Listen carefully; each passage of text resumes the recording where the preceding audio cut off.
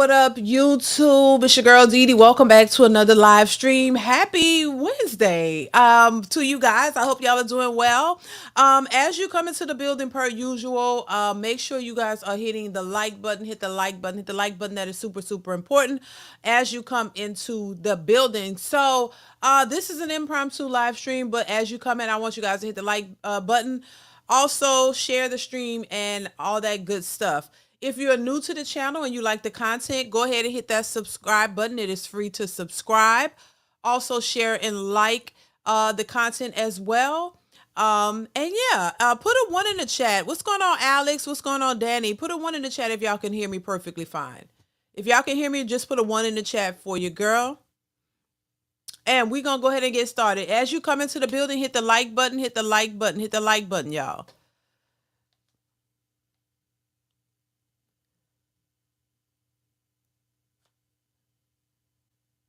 All right, so y'all can hear me. Good, good, good. I hope y'all are doing well. Thank y'all so much for being here. Shout out to you, Alex. What's going on? What's going on, Rodney in the building, Danny in the building. I hope you guys are doing well.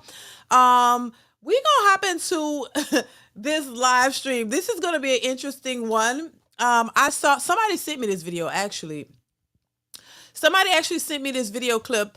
And I wanted to share it with y'all before I forget about it, because I sometimes people be sending me a lot of stuff and I forget about it because I have so much. But I wanted to touch on this particular incident and this particular video because it's wild. You know, while we talk about women and women are talking about the nature of men and how horrible men are, black men are, and all these things, we never really talk about, you know, the issues that same-sex relationships are having. We never really talk about that. It's like it's glossed over. What women are doing to women is always what men are doing to women, but never what women are doing to each other. And if, yes, there are issues with men in relationships with women, and there are issues with women who deal with women too. And, you know, all I be trying to point out is, listen, don't, you know, what's that saying? Don't throw stones at glass houses or something like that. You know, don't put all the blame on one particular group and not acknowledge your issues. That's all we're saying. Accountability is key. Take accountability for the things that you do just as much as you want other people to take accountability for the things that they do. That's all I'm saying. Balance. Have some balance. I'm not saying women are all evil and men are all perfect. I'm saying we all are flawed. We all have issues. You can't keep pushing your issues onto somebody else and not acknowledge that you have problems, because that's a recipe for disaster, in my opinion. So that's where I'm coming from. Listen, we all got issues. Don't ignore yours and point out the other person's. Acknowledge yours as well as they should acknowledge theirs, and y'all try to figure it out. That's what it is, you know. But we're in a society where women just act as though they're perfect, even though they'll say, "Oh, I'm not perfect," but you can't get them to name the flaws in their life. You can't get them to name the things that they need to work on, and that's the issue. And what it's doing is perpetuating a cycle of perfect women and flawed men, as if the women got it all together and they don't have any issues, but all the men are the ones who are just lost in the sauce and don't know what they're doing, and they're just the problem all the time. And that's just not true. That is just absolutely not true. So that's why I'm here. That's where I stand. That's my message. Look, take accountability. Stop shifting the blame on somebody else. Acknowledge your issues too. And y'all figure them out, because as long as you have a situation where there are women who are claiming that basically they're perfect and all the men are just a problem and y'all never do anything wrong, that's why we're in the situation that we're in now. So I wanted to just preference that. And we're going to go ahead and move on. As you come into the building, make sure you hit the like button, y'all. That is super, super important for the channel's growth. So make sure you hit the like button. So let's go ahead and get into this first clip that I want to share with y'all, because I thought this was crazy. But there's a lot of this going on, but we don't see a lot of it posted on social media, and we don't see a lot of women talking about it. So I want to go ahead and play this, and I want to get y'all thoughts. So make sure you chime in the chat, y'all. So here it is.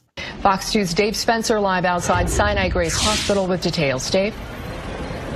Monica, when the victim in this case was taken to Sinai Grace here in Detroit, she was listed in critical condition, shot 11 times. The person accused of putting her in that condition was her own wife. Now, tonight I had a chance to speak to the victim as she recovers, and she explains what happened inside her home just yesterday. From a hospital bed just hours after emergency surgery and 2 blood transfusions, Ariane Wallace tells us what happened to her in her own home.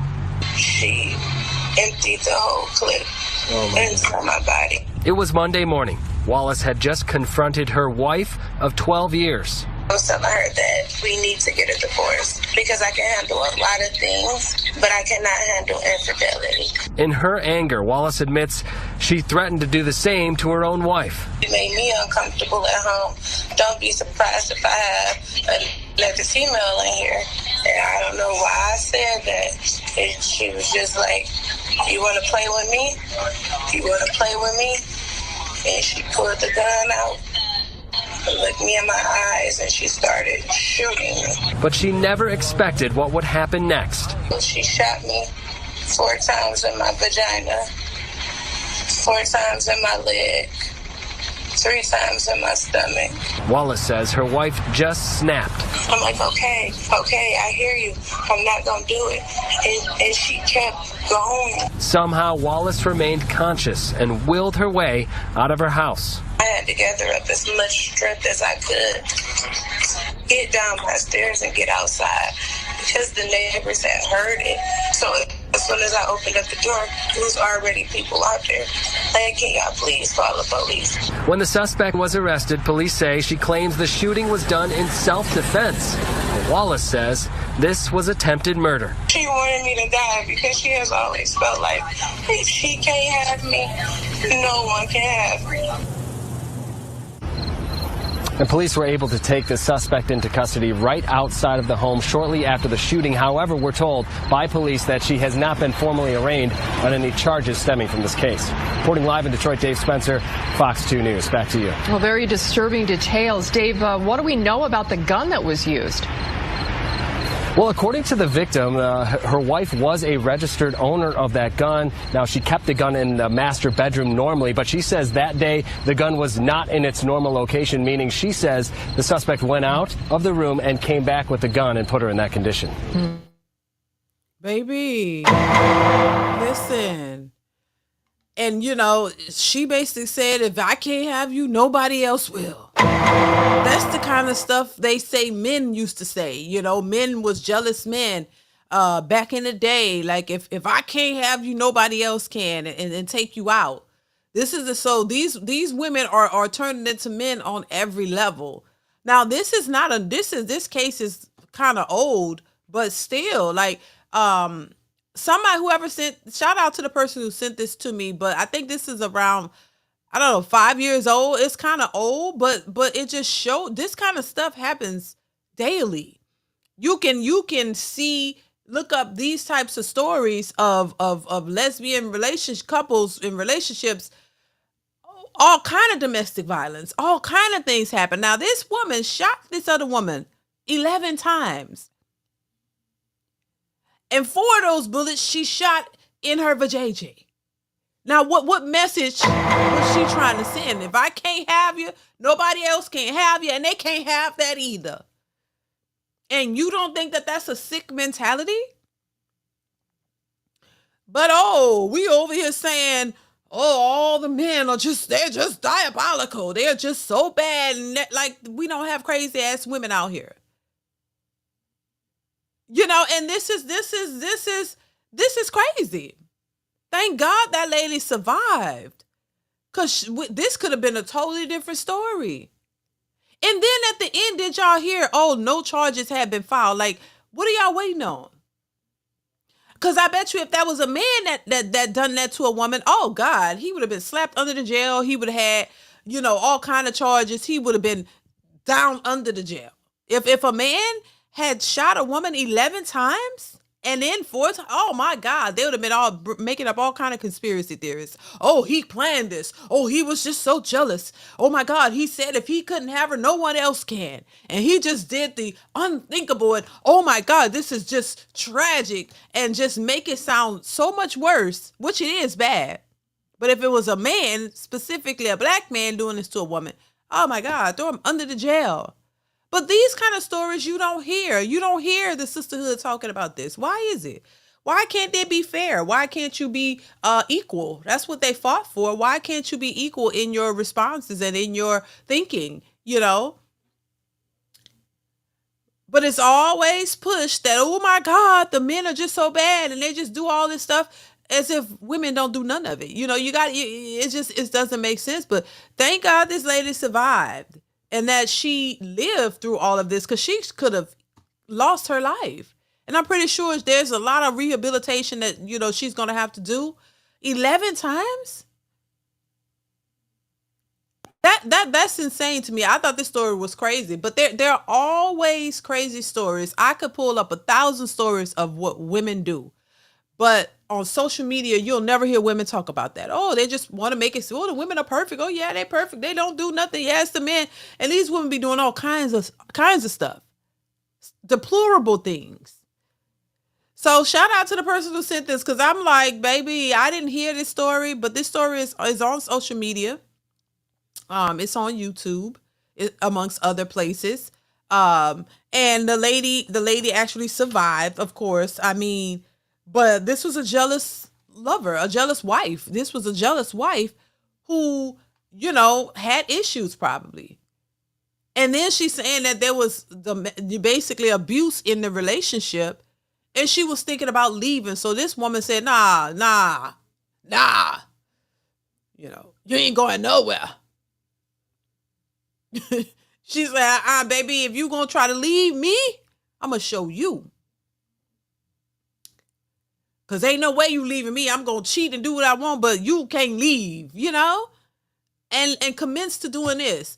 This is crazy. And I don't know how much time she did or, you know, or whatever, but I wouldn't be surprised if she didn't do a whole lot of time. I don't know, but this is why I talk. This is why I talk about the mental state of women, because it's never being addressed. Although we hear women say, hey, they've gone through so much. I've been through this and that. But nobody ever questions or asks about their mental stability. Like, what's going on? A lot of these women shouldn't even be in relationships. The same way they call out men. If you're not whole, if you still have childhood trauma, if you still have trauma from your past, if you have not dealt with it, if you have not gotten it all out your system, then don't come my way. But at the same time, ask them that question. Have you gotten all of the traumatic things out of you? Are you fully whole? Are you toxic free? Are you trauma free? Ask them the question. See, those questions aren't asked. See, men, one thing I notice about certain men, I'll say some men, they don't ask the questions they should be asking, in my opinion. You know, y'all need to be asking these questions. I don't care. Like, these women will ask y'all all kinds. How much money you make? Where you work? What kind of car you drive? What this and that. They're not afraid to ask. So I think men sometimes are not thinking about those things, and they don't ask certain questions, you know, because if you match the energy of what the women are saying, they probably would be. And I think that's probably why they don't ask, because the women will be turned off. I just answered my own question. The women probably will be turned off if men ask the questions that they ask. If men operate like women operate, the women would be turned off. So that's probably why men, and it ain't even something they even thinking about, you know. So, you know, but these women a lot of times have ulterior motives, so they're thinking of everything to try to secure the bag. So if men aren't asking those questions, probably because they're not looking at it the way these women are. But sometimes, you know, as you get to talking to a person, just ease it out gently, you know, a little bit at a time. Ask them certain things. You know, that's what getting to know a person is all about. Where you come from. You know, you had both parents in the home. Like, what was your childhood like? You know, ask the subtle questions to kind of figure them out. You know, Have you ever been arrested? You know what I mean? Do you have a rap sheet? Like, what's going on? You got a mug shot? What's going on? Girl, you too pretty. I know you ain't got no mug shot, but do you? Find ways to ask them these questions, because a lot of times they will withhold this information, but they want to know everything about you. They want to know everything about you, but they be holding stuff out. Some of these women be dating and don't tell men that they have children. Ain't that a blimp? They'll not tell you that they have children, or just withhold that information. If you don't ask, they ain't telling it. Be having 5 and 6 children and refuse to tell you that.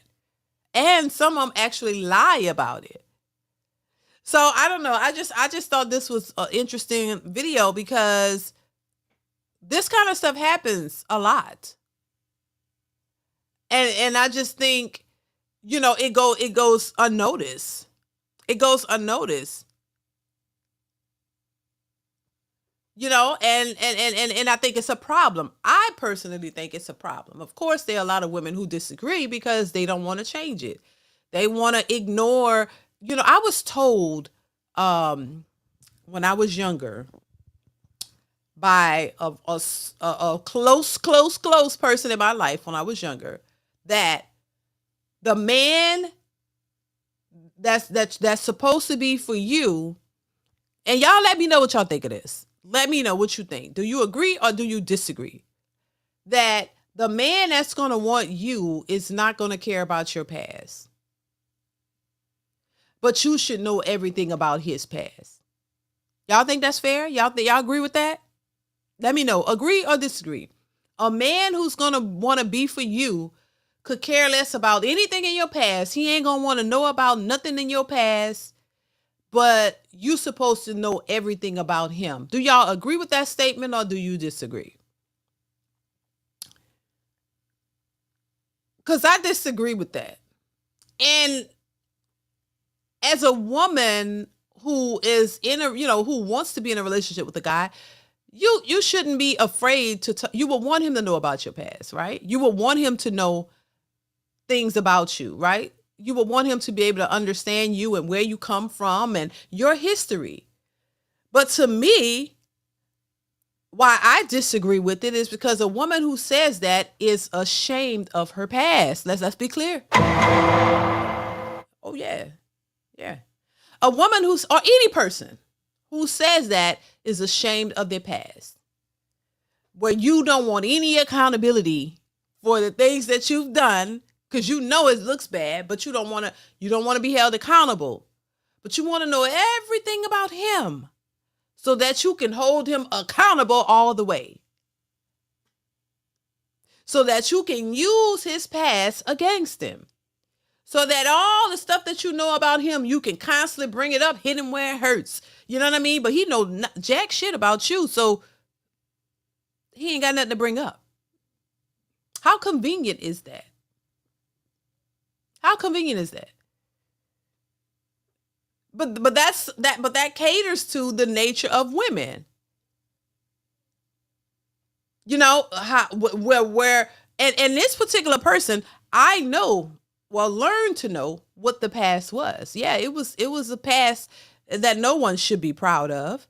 But that's the thing, you do it and it's all fun when you're doing it, right? But then when it comes to the consequence side of it, you don't want the consequences associated with your behavior and your actions. You want to disassociate yourself from the consequences of your actions. You want to act like they didn't exist. Same way women say, you get rid of your whole face. No, you can't. That's a part of you. That's what you did. You chose to do it. Ain't nobody forced it on you. That's what you chose. But in hindsight, you know that it doesn't look good, and it's not a good look. So now you want to disassociate yourself with the choices you made, because you did what you wanted to do when you wanted to do it, and it was all good.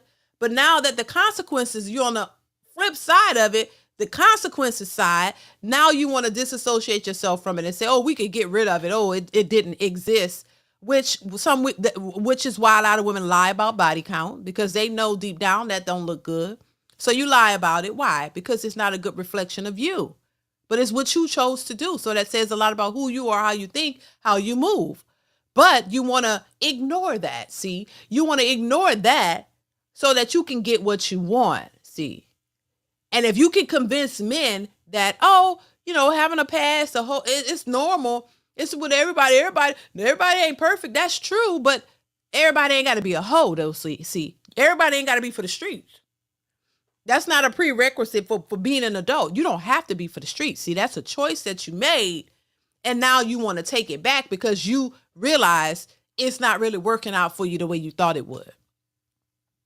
Nor did you care about the consequences of it, because you just feel like, the man who's going to be for me, he's going to accept all of my past, everything that I've done, and he's just going to accept me for me, not understanding that there are certain actions and thought processes that go along with your actions. You're not just a 304 for no reason. There's a lot of trauma behind that. There's a lot of insecurities behind that. And if you're in a relationship with a person who have those issues, what do you think that's going to look like for you? You think you think these women who have been 304s outside for years, you think when you get in a relationship trying to give them the world and put them in their soft girl era and treat them like a respectable young woman because you really like her and you really see the good in her, but does she see the good in herself? See, that's the part a lot of people miss.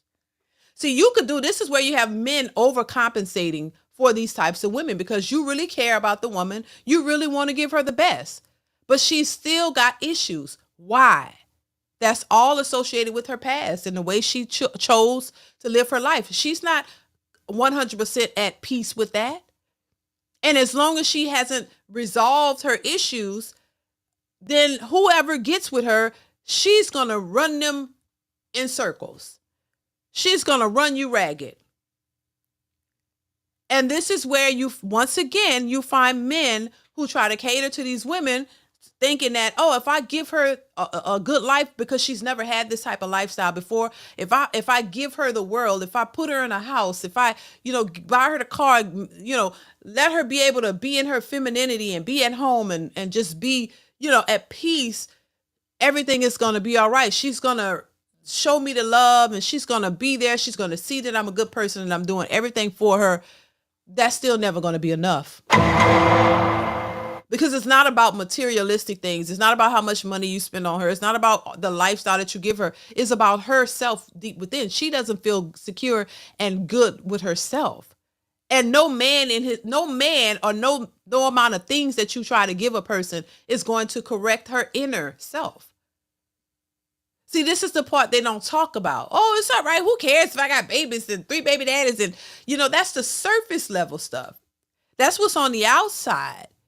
You can't gauge the inner workings of a person. You can't determine how they are mentally and spiritually. You can't decipher where they are internally.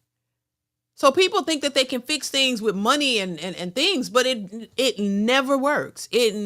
All that is a temporary fix. It is not going to heal that person and make them a better person. They're going to still have issues internally. So that what is that going to look like? That's going to look like lashing out, getting mad, having attitudes, creating issues where there aren't any issues. If you were with a woman or have been with a woman who was the love of your life and you gave her everything and she still left you, why? Either she just didn't care about you. She didn't want to be in that relationship. She had a lot of turmoil. She wasn't secure with herself. She didn't feel worthy of the love that the man was giving her, because that's usually the case. A lot of women don't feel worthy of what you are giving. This is why men who overcompensate, these women call them simps. They call them stupid. They talk behind your back, talk to their girlfriends about how dumb you are and how, I call them right now, watch. Get on the phone. I've seen this shit happen. And it's sad to see, but this is the sisterhood. This is why I disassociate myself from it, because it's wild. And then I feel bad for some of the men because they be so oblivious to what's going on. They don't even be knowing what these women be talking about and what they be saying about them. But then go and smile in their face, hey, babe, I need some money for this. He like, all right, what you need? And just giving it just a sweetheart, just there for these women, and these women take advantage of them. And this is not all women. Not all women. I've seen different types. And the men just be, and when you see the man, you just looking at him and you like, damn, he don't know shit. He don't know half, and then they be cheating on him. And this is why partly why I talk about this stuff, because I think, it is important, and men see the nature. If y'all pay attention to what these women are saying on these social media platforms, this stuff has been happening.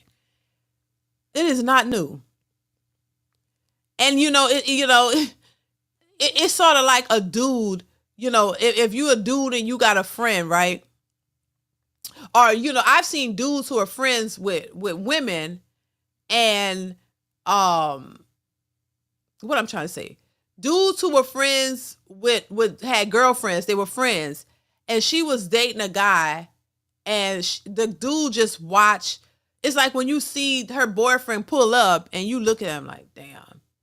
Because you know what she's doing. You know she's cheating on him. You know everything, how she talk about him. You know everything. Then when he show up, she jump into his arms like she love him so much. And the friend knows exactly how she feels.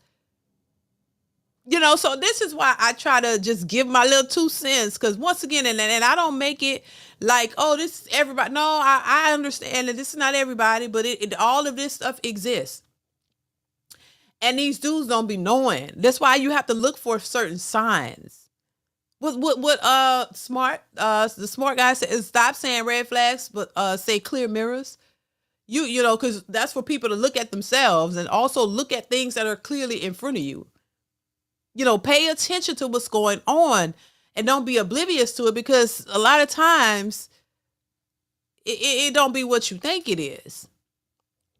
And so this is where we talk about, this is why I like to talk about the nature of women. It's not about every man is perfect. No, just like women will tell other women about the signs of a man who's no good, it goes for women too. You look at the signs for no matter who it is. If you're a woman and you're dating a guy and he only want to talk to you at midnight, he probably got somebody. It's for you to investigate that and start to pay attention to those signs and ask questions and pay attention. Don't take their word. Pay attention, because eventually you'll get the answers you're looking for. But it goes both ways. But this is why I say, for women who are out here trying to make it seem like y'all so perfect, when I know for sure you are not. And most women know this too. Most women know this stuff. But they because a lot of women are desperate, a lot of women are looking for a payday, a lot of women are looking for somebody to take care of them. They try to, put this out there because it benefits them. As long as you have a man that you can keep in a friend zone, as long as you can have a man that like you, but you just keeping them close, that's a win-win for you.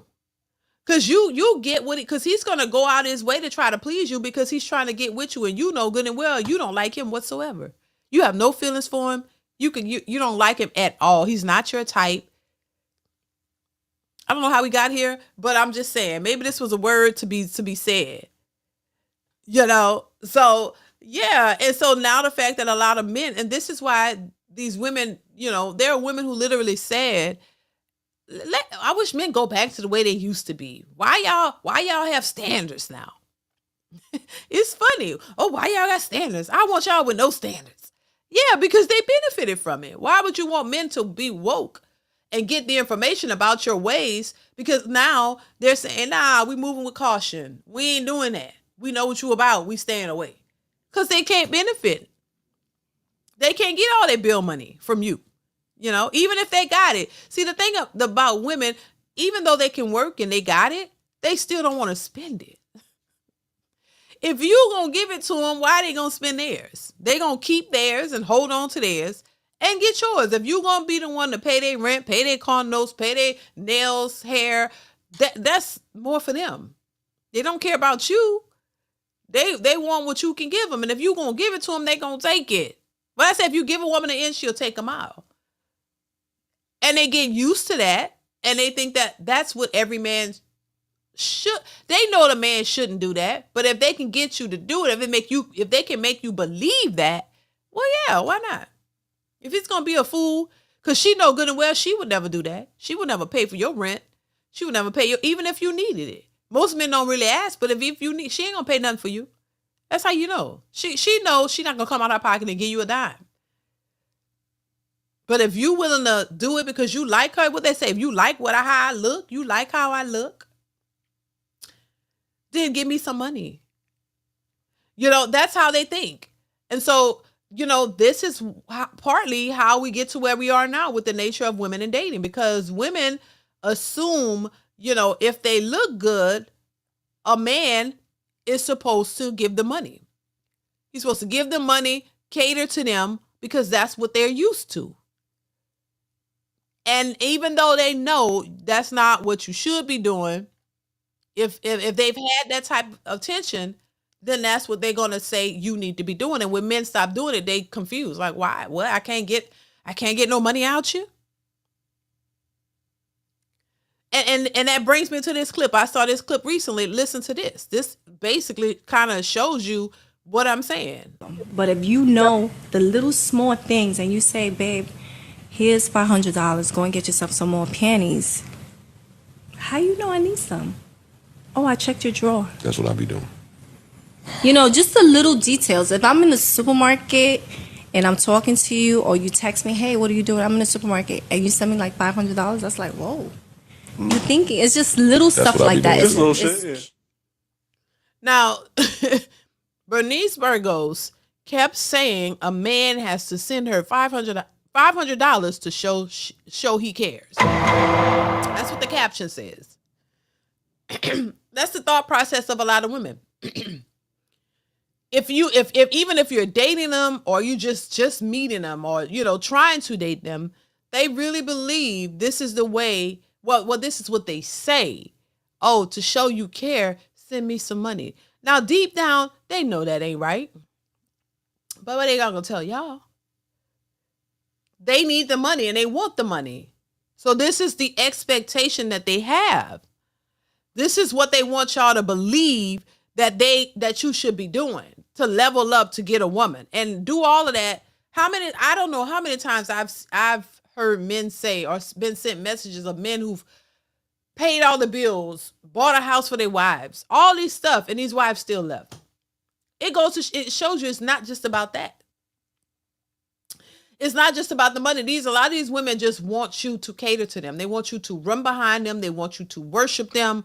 They want you to bow at their feet, because it boosts their self-esteem, because they don't have any. They don't have any. So they need that attention because it fuels them. It makes them feel better about themselves. The most attractive women don't have a lot of, are not very secure. They're very insecure. And so they need that attention from men to feel good about themselves. That's why you have women all over social media, looking for validation, because they need it. They're not the most secure. Women in general, in my opinion, are not very secure. That's what the attention seeking is for. But we're not going to talk about that, because it points to women too much. It shows the nature of women too much. It puts them in a light that they don't want to be in. They want to be the victims.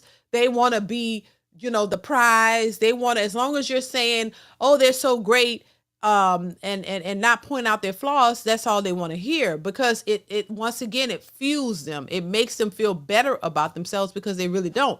Now, to me, the issue is this, and this is just women in general. They don't want to get to the core of the issues. You want to gloss over those and get to the superficial stuff, because that's easier to tolerate. You know what I mean? When you start going deeper, nobody wants to do that. You don't want to go deeper because it's too painful. It's too much, right? So let's focus on the superficial, what men need to do to keep us happy. Make me happy. That's why happiness is so important to them. And somebody else making them happy, not them figuring out how to get their own happiness. It's contingent upon you making them happy. And that's never ending. You'll find yourself jumping through hoops for the rest of your life trying to deal with a woman trying to make her happy. You're never going to be able to do it. I don't care how much money you have. I don't care how much you get. She's still going to find a way to be depressed, because she's not truly happy within herself. No amount of money or things is going to fix that. So you can't do that. This is why it's important to catering to women. That ain't what you should be doing. Now, I'm not saying that if you have you already have a relationship, a wife, and y'all invested, you know her past, you know her inner thoughts and her secrets or whatever she had, or things that she's had to overcome, then y'all know each other enough, and y'all know how to deal with each other. Y'all know what to do with each other. But I'm talking about when you just dating somebody out here and these women are coming off and they could be beautiful and all of these things, but they are lacking in the areas where it really counts. And for men out here simping thinking that that's going to get these women, no, you're just going to waste a lot of money. That's all. You're gonna waste a lot of money trying to please these women when they're never, that you can never please them because they're not satisfied and happy or content within themselves. And that's why I speak to the mentality. You got to work on your mental. You got to work on yourself. You got to get yourself to a better place so that you will be good for any man or any relationship, anybody. This goes for everybody. But I mean, once again, for women, it's something that you're not supposed to talk about. You can't address it because they're women, you can't speak to it. But women are depressed. There are women out here who have depression, low key, about to lose their minds. They don't know what to do. Life is stressful, but they don't talk about that. If we listen to women, all women are rich and don't need no man, and they're doing so great in life. They living their best life. If you listen to women, you would assume that every woman out here is just so great. They don't have no issues. They're all living their best lives and just so happy and content. Lies. It's lies. And I wish we could do better. You know what I mean? Because it's nothing wrong. I mean, look, we all, like I said, we all are flawed. We've all had issues or have issues that we're working through. There's nothing wrong with that. But when you're in denial about it and constantly pointing over here, then that's why people have something to say. Cause it's like, come on now, you haven't worked on yourself, but you're constantly blaming somebody else for your failures. And that's just not right. That's not fair. And it doesn't help you because you can blame them all you want, but they steadily moving and living their life and building themselves up while you're still, shaming and blaming folks. That's not helping you get to the bottom of your issues. And to pretend like they don't exist is another big problem that a lot of women hate to accept. C. Irving, thank you for the super chat. Says trying to make someone happy is a recipe for disaster. If the person hasn't cultivated happiness within themselves, preach DeeDee. Yeah. Thank you for the super chat, Irving. I appreciate the support. Yeah, it's just what it is. It's a fact, and I don't know. It's not helpful. It's not helpful to do that. And I think a lot of women are constantly crashing out and, tripping out because they can't get what they want without realizing you are the source of your own issues. You are the source of your own problems, and you hate to accept that. I don't know why it's so hard for women to take accountability. I don't know why it's so hard for women to accept reality. I don't know why it's that difficult. Like, at some point you're going to have to accept it. And it's a shame that you will wait till you're old and, to that point, almost to the grave for you to realize some stuff. Like, you don't have to wait that long in life to get it. You can live a much happier, more peaceful life if you are accepting of you. And that's why I love to see women who are truly living their best lives. The ones who are and happy and they're content and they don't care. They're to a point where they've accepted it all and they've moved. Because when it's almost like it's freeing to accept the things you can't change. If you made mistakes in life and you can't change them, it's freeing to accept it, acknowledge it, and move past it. But constantly being in denial is like a heavy weight on your chest. It's hard to lift that feeling if you don't accept it. And it causes you to constantly spiral. And then you couple that with a relationship. Oh my God, I'm not surprised why so many relationships fail. Because it's a bunch of confusion on top of confusion, on top of negativity, toxicity, all kinds of stuff. Insecurities. This is why I say women project their own issues onto men. They do. Because you're striving for something that you can't you've had trouble achieving, and then you become depressed as a result of it, and then you blame men as to why you're in that place. Make it make sense. So this is why I am an advocate for mental health, specifically in women and men, because men need it too. A lot of times men are very quiet about a lot of things. Men don't really speak out. Men are not as vocal about their issues. That's where I think it's important for men as well, because men don't talk about their issues. Men don't really talk about depression and how they're feeling. They don't sit around round table and talk about their feelings and snap their fingers. Like, they don't really get to do that as much. You know, and to me, even within the Black community, when it comes to all of us, you know, getting therapy or talking to somebody is a relatively new thing. You know, if you think back to your grandfathers and stuff, people didn't believe, and most of us don't believe in therapy as it is, or talking to somebody or expressing your feelings. A lot of men, you know, are too prideful to do that. They don't want to tell all their business to somebody else because they're just not comfortable doing that. So this idea of getting therapy and talking to somebody and sorting through your issues, this is relatively new. But I do think it's important to have some type of conversation to sort through your thoughts and things like that, because sometimes it'll run you crazy. So I do think some aspect of it is important, you know. So for men and women, for real, especially in our community, because we have a lot of issues within our communities that have not been resolved, and we're just out here operating in a toxic mental space, toxic, you know, a toxic space, and it's just happening. When we look at the state of our young people, and you know, the attitudes and the things that's going on, that's a result of something. That didn't just come out of the blue. That's a response. That's a trauma response to something.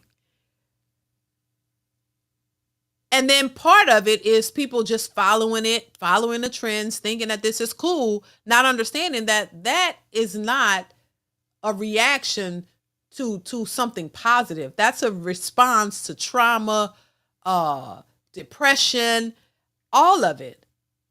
So you got a little bit of both. People who are acting their traumas out in real time, and there are people who are following it, thinking, oh, it's just trendy, it's just fun. No, but there's a root to that. There's a root cause behind it.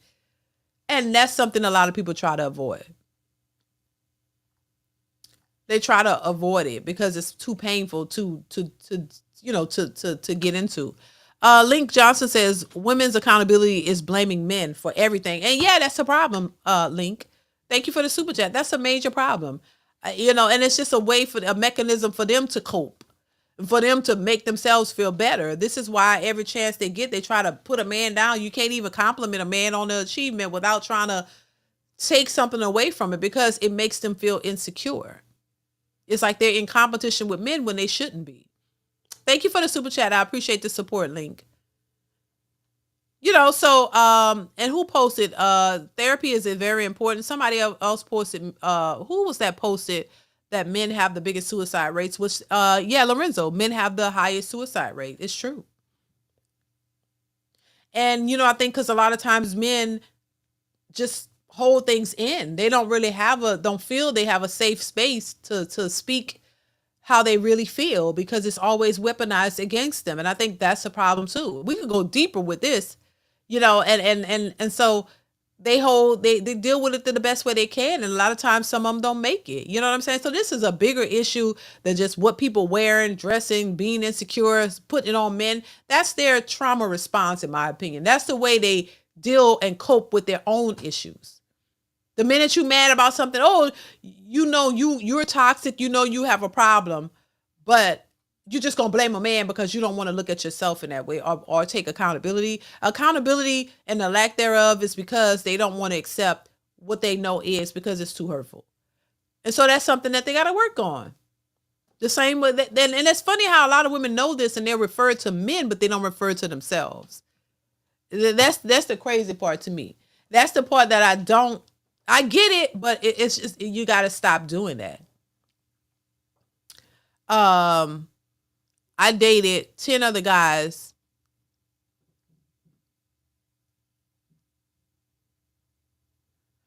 Yeah, it's just crazy.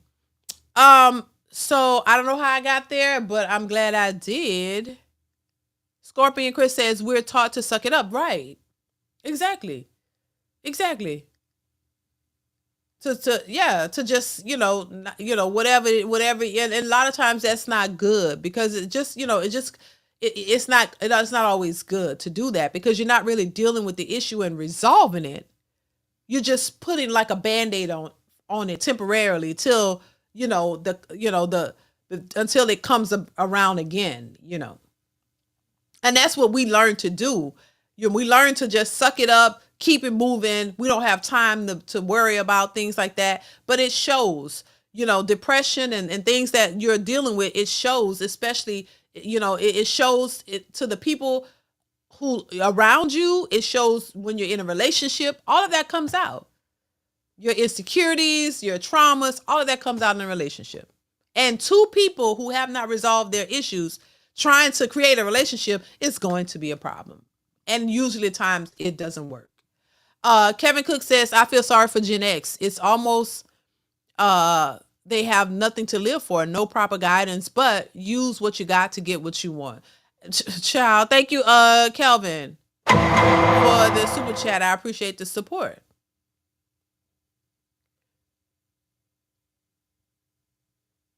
So, it's a problem. And this is why I think it's important to stress this and maybe, kind of help people realize, look, there's a better way. You don't have to keep doing it the way that you're doing it because it's not really helping you.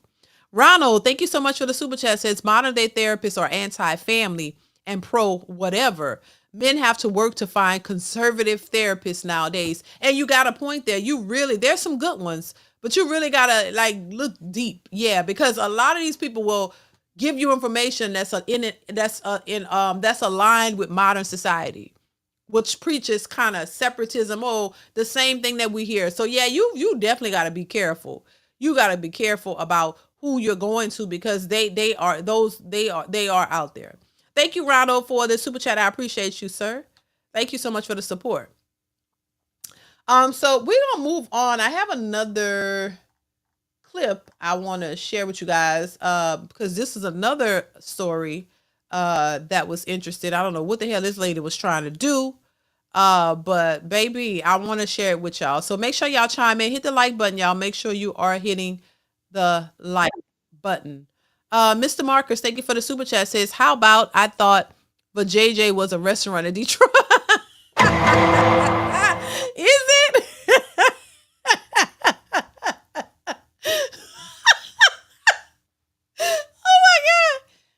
It could be. Hell, listen, my bad. Because listen, I didn't want to put vagina because YouTube is tricky. Like you just never know what they're gonna flag. So I just did that, but it could be because there are restaurants that are called or clubs that are called J's or JJ's, stuff like that. So I mean, it could be. I don't know, but thank you for the super chat, Marcus. I appreciate you. That was funny. Oh, Lord. Lord. What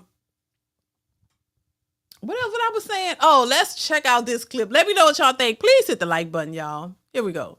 Police say they found two boys drunk here along Wind Gap Avenue. They were in the area shoveling snow for money. But investigators say instead of just giving them cash, one woman gave them alcohol instead. That's a shame. That's very sad. Very sad. Neighbors were upset and disgusted when they heard what Pittsburgh police say unfolded just down the street Wednesday evening.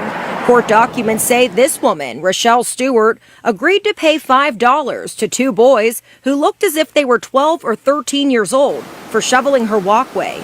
Police say as they were doing so, she invited them inside for hot chocolate. That led to her filling their cups with vodka and wine and allegedly trying to touch them inappropriately, according to investigators. Very shocked and very disappointed in the neighborhood for that woman doing that. Neighbors who did not want to speak with us on camera told Channel 11 they saw the boys stumbling down the road, but didn't think anything of it at the time. Police say the boys went back to Stewart's house when they realized that one of them forgot his coat inside. That's when Stewart called 911, initially reporting a burglary and telling dispatchers the kids were drug dealers. Nothing like that happens here. It's a very quiet community. We have a nice setup in the Swing Gap neighborhood here. Court documents say Stewart, who appeared extremely drunk when police arrived, initially told them the boys were never inside of her house. But police soon found the missing coat on her couch and a bottle of vodka that was half empty. The boys also showed police a video taken inside the house, allegedly showing her rubbing one of their arms and shoulder. I know you lying. Child, and this was, Granny was trying to get her freak on with these underage boys. This is crazy.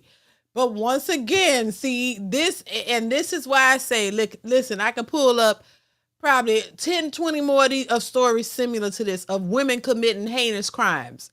But nobody want to talk about that. You don't want to talk about, I ain't gonna lie, the white man, he sounded like he was drunk. I don't know. Did y'all notice that? I don't know. He was kind of slurring his words too. Was he drunk? He sounded like he was drunk too. But anyway, maybe yes, unrelated. But yeah, this kind of stuff happens. Granny was trying to get her freak on. She saw them young boys, invited them in, getting them drunk, and she was rubbing them down, felt she was gonna get some.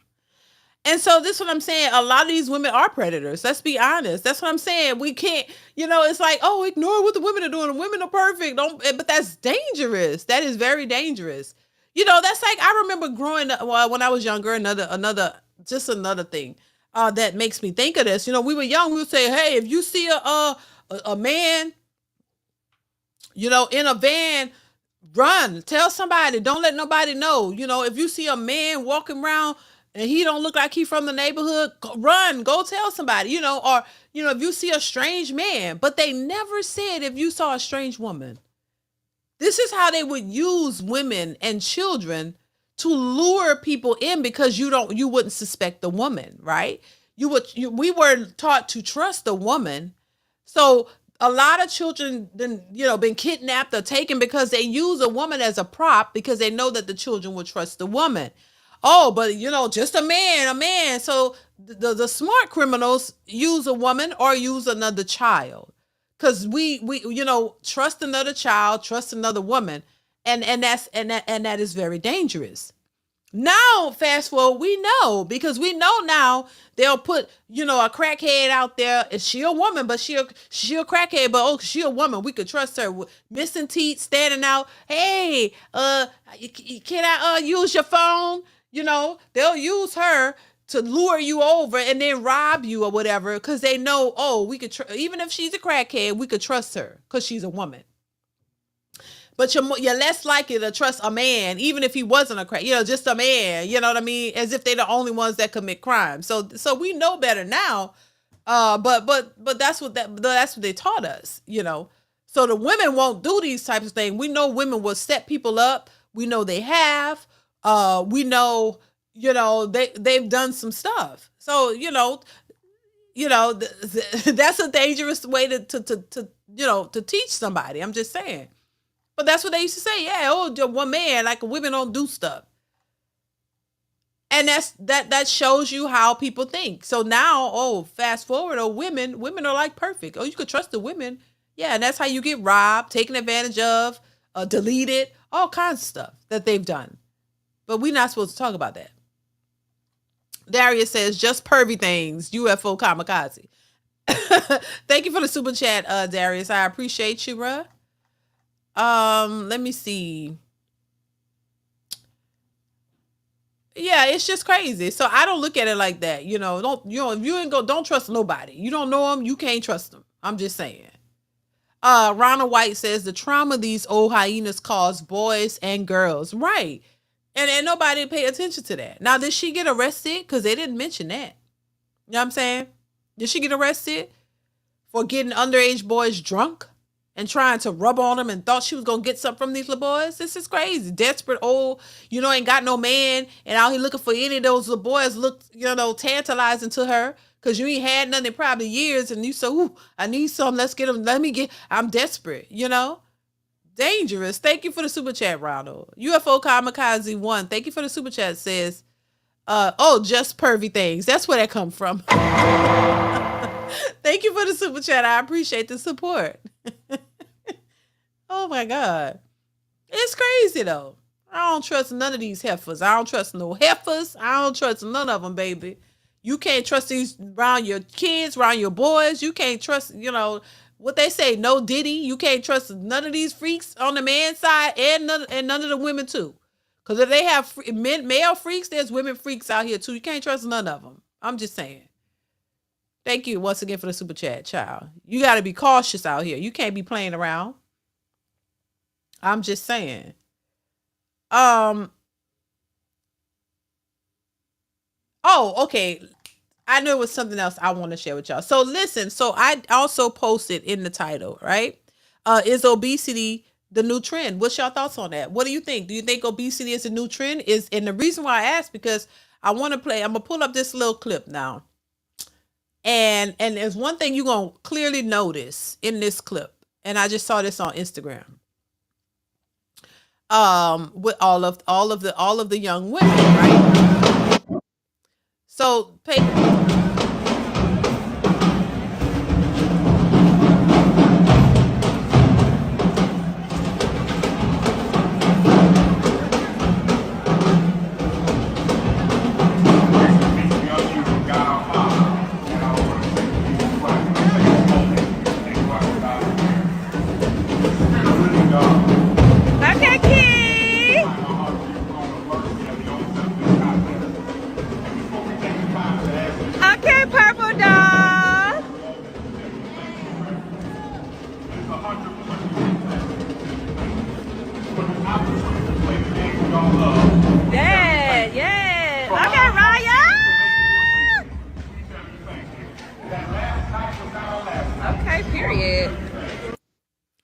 Now, I think that somebody said this was supposed to be Alabama State. They call them the honeybees. I think that's what it is. And this the BBW team, but it's not just the team, it's the alumni. Because a lot of people were in the comments saying a lot of these young women look older, but and it was the alumni as well, right? And I mean, listen, the one thing in common, and I don't know, as they started walking, I don't know, it just seemed like they got bigger. Like as they were walking, coming down, they got bigger and bigger. And listen, this is why I'm asking the question, because there was not one slim person in that group. But that's the BBW team. But for us to be able to have these types of groups, it will consist of a bunch of larger people, right? Larger women.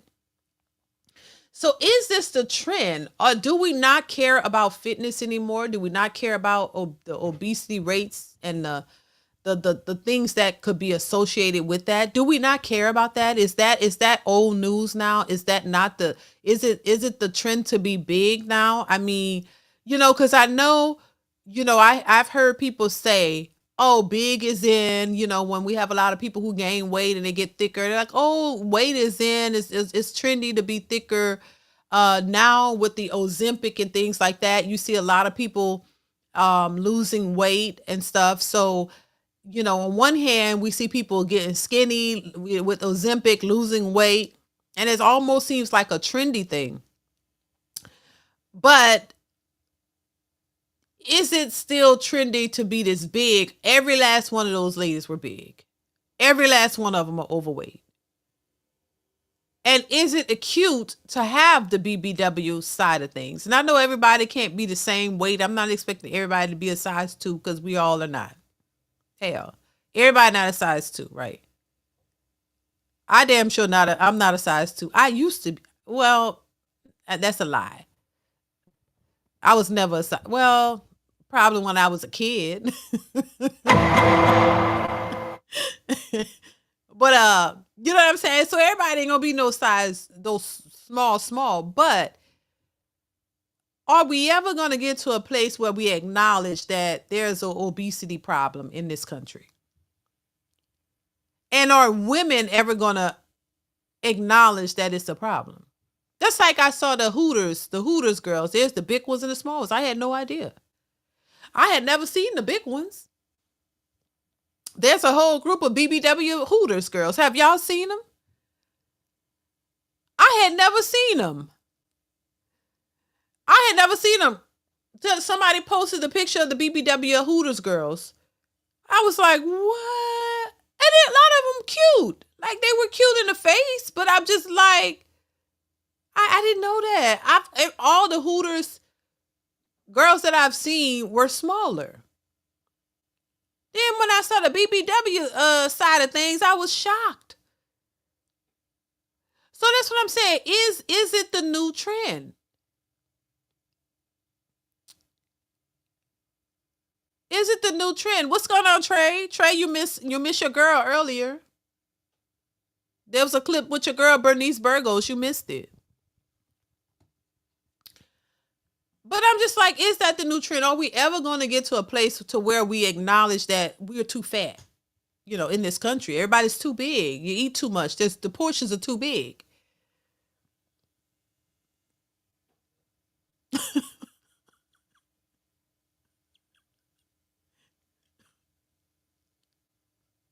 But I'm just saying, like, when are we ever going to acknowledge that? Or it's still going to be fat shaming?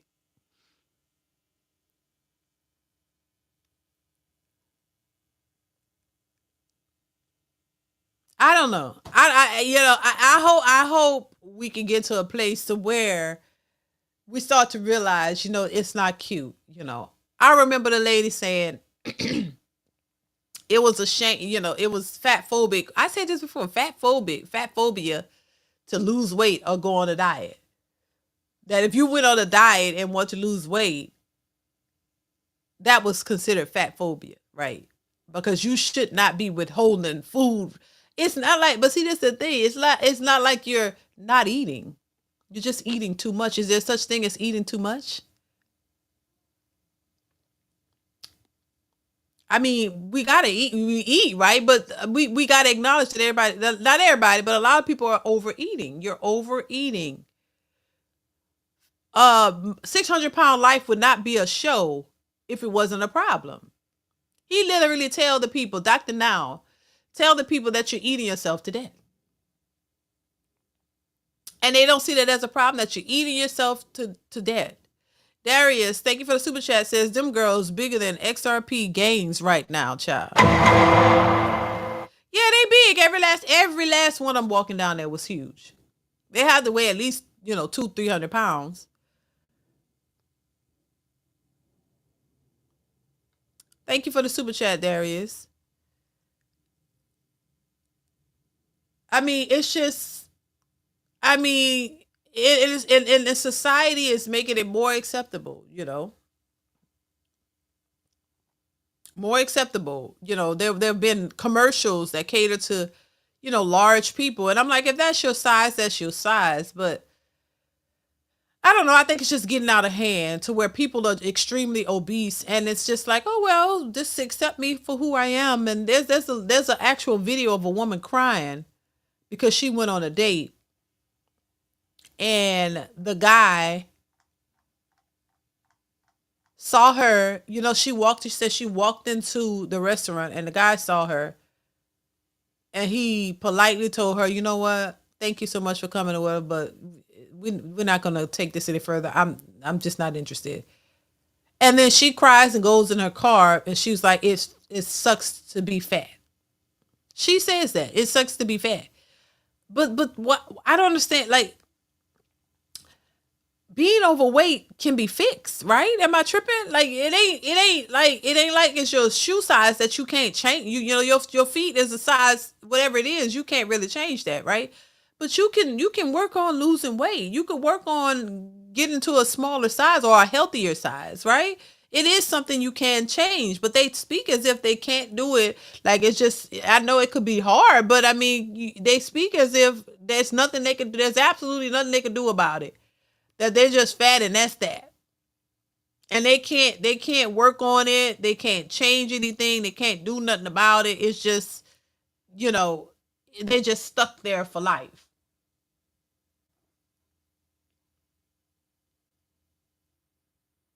So, I really wish that's another thing. No accountability, once again, every last one of those women were big. All of them big. And I think as long as, everybody just makes it okay, there's no kind of shame whatsoever in none of any of it. But those same and the gag, let me tell y'all what the gag is. The gag is those big broads wouldn't want a big dude. They don't want a big dude. They want a fit dude. They want a fine, muscly dude. Majority of big women want small men. You don't even want a man your size. So what's that say about you? It's crazy. It's crazy, y'all. I just think it's insane. You as big as you are, and it's acceptable, but you don't even want a man your size. You don't want a big man. Y'all can't bump bellies together. That's what they say. You don't even want a man. You don't want a man your size. You want a man that's fit, muscly, fine. You want the finest one out there, lifting all the iron, but he can't pick you up. Shit, he fucking break his back trying to pick you up. You want him to be muscly, small, and fit because that's what you're attracted to. But Jesus. So why? But why is it acceptable for you to be that big and he's supposed to be like, ooh, yeah, girl, come on, give me all. I love all your curves. They like to say curves. God forgive me. I'm not trying to be mean. No, I'm really not. It's fat. It's fat.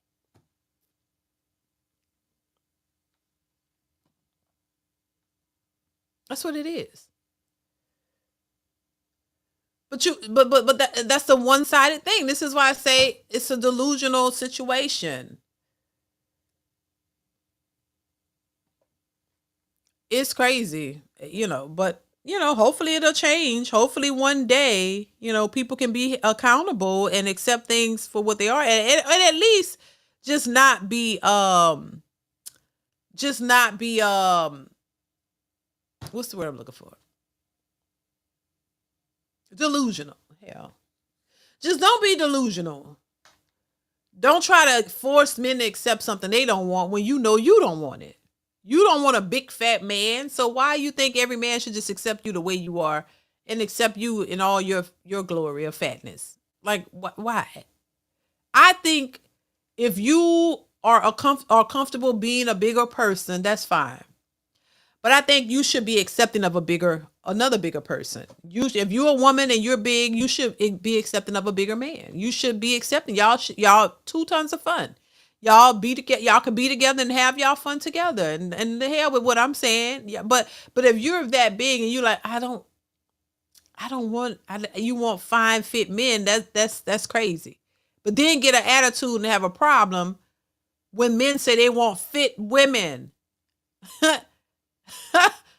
I don't understand. Y'all, you could be 400 pounds and you still want a fit man, but a man saying, hey, I'm fit, I want a fit woman. That's a problem. Y'all can make it make sense. So I don't understand there's no logic in all of this. It's just feelings and emotions and, foolery. It's just, it just doesn't make any sense. It really doesn't. It doesn't. Moving on. So this post came up and everybody was talking about it. A mom says her sons will lose their inheritance if they have kids out of wedlock. Right? Someone else, I don't know if she responded or posted saying, our sons, that's the person posting saying, our sons are aware that if they have babies out of wedlock, they'll lose their inheritance for them and will have to start from scratch. We were clear about this prior to having children. Most boys comfortable with doing this is because they have zero standards, expectations, and inheritance. You have to incentivize good behavior and decisions. What are y'all thoughts on that? What's your thoughts on that? Do you think that is a good strategy to to keep your children from creating children out of wedlock? What are y'all thoughts on this? You think that it has to be incentivized for young men to not go out and make babies out of wedlock? What's y'all thoughts on it? I mean, I don't see anything wrong with it if that's their choice, you know.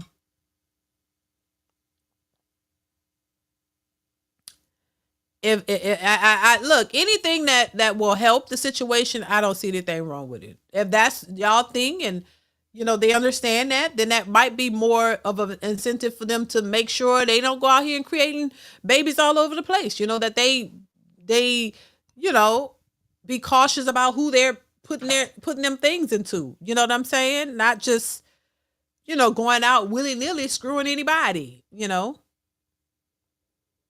And maybe that's the one way to think about it. If they just don't listen to you and your values, and they're not maybe it could help. I mean, hell, all kinds of stuff is happening out here. All kinds of things are happening, strange things. So I mean, hell, I don't see anything wrong with it. I don't see nothing wrong with it. Let's see. Trey says, LOL, I wish my mama would. Link says, my sons know better, but I don't want to see them with hood hoes.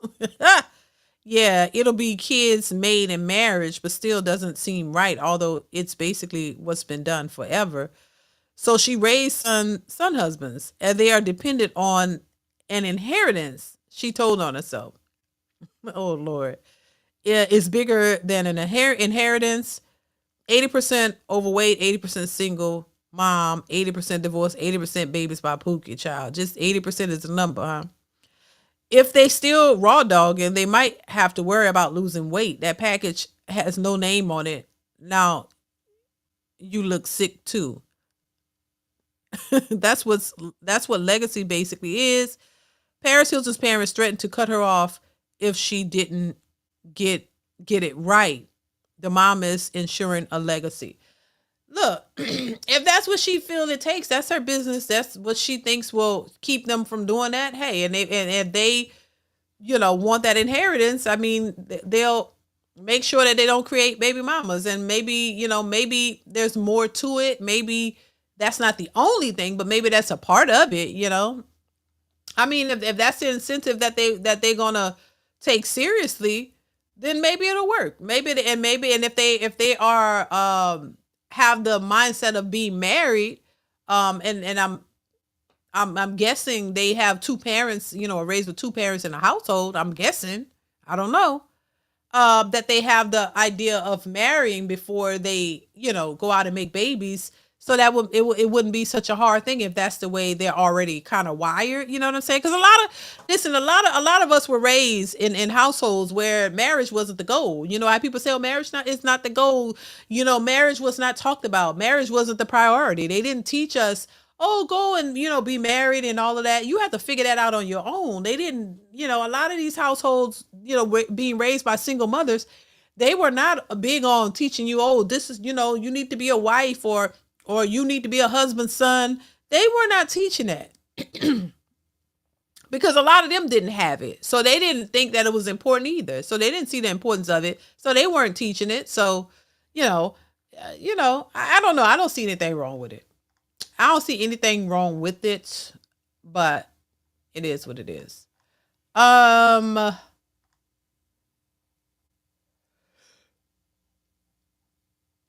Lord. Let's move on, y'all. Are y'all hitting the like button? Please hit the like button, y'all. Please hit the like button. 166 watching, 127 likes. Hit the like button, you guys. So let's move on. Let's get into my next reaction. And then after this, y'all, we're going to wrap it up per usual. I want to know what y'all think of this one. Hit the like button. Hit the like button, y'all. This big boned.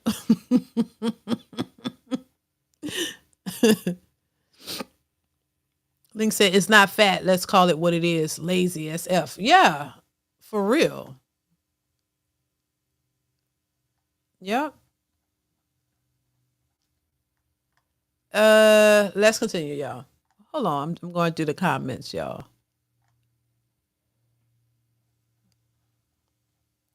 All right, let's continue. Hey Kendra, how you doing? Oh, you was just here. Yes, and I have some stuff to tell you. Okay. So first of all, I wanted to address the cousins because they just started like inboxing me and saying stuff, whatever. Like y'all don't know my story, so they can't, say certain things. I understand I didn't have a bra on. Let me see. Can you see me? Now, Tawana, why you got no bra on, Tawana? Oh, Kendra, I'm so sorry. I got a bra on now, Kendra. Okay. So I did meet somebody on your show. Girl, you was just on my show 2 days ago. Kendra, that it been blowing up. It was a lot of Nigerian, but one guy was from Jersey around my area. So I want to know if he's watching right now because he just left 5 minutes ago. Tell him don't hit my don't hit. When I told him I was getting your show because we was on a Facebook thing, that nigga got up and was leaving. I'm like, why you leaving? I want to let Kendra know that I got an update for her. I'm trying to get on, and he was like, no. What the? So he's hiding something. So Anthony Harris, if you watching, you just was here on South 17th Street in East Orange in New Jersey. Wait, don't give us no address on the show.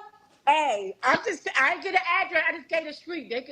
But he was just here. So don't act like you must be hiding something. Either you got a girl or another media family somewhere else. Our new and improved Kendra G Singles dating app is available now on iPhones and Android phones. Okay, listen. Hold on. Can two things be true? Like, I feel like, and I think a lot of ladies do this. Once, like, this is the first time meeting him, right? Because you was just on my show 2 days ago.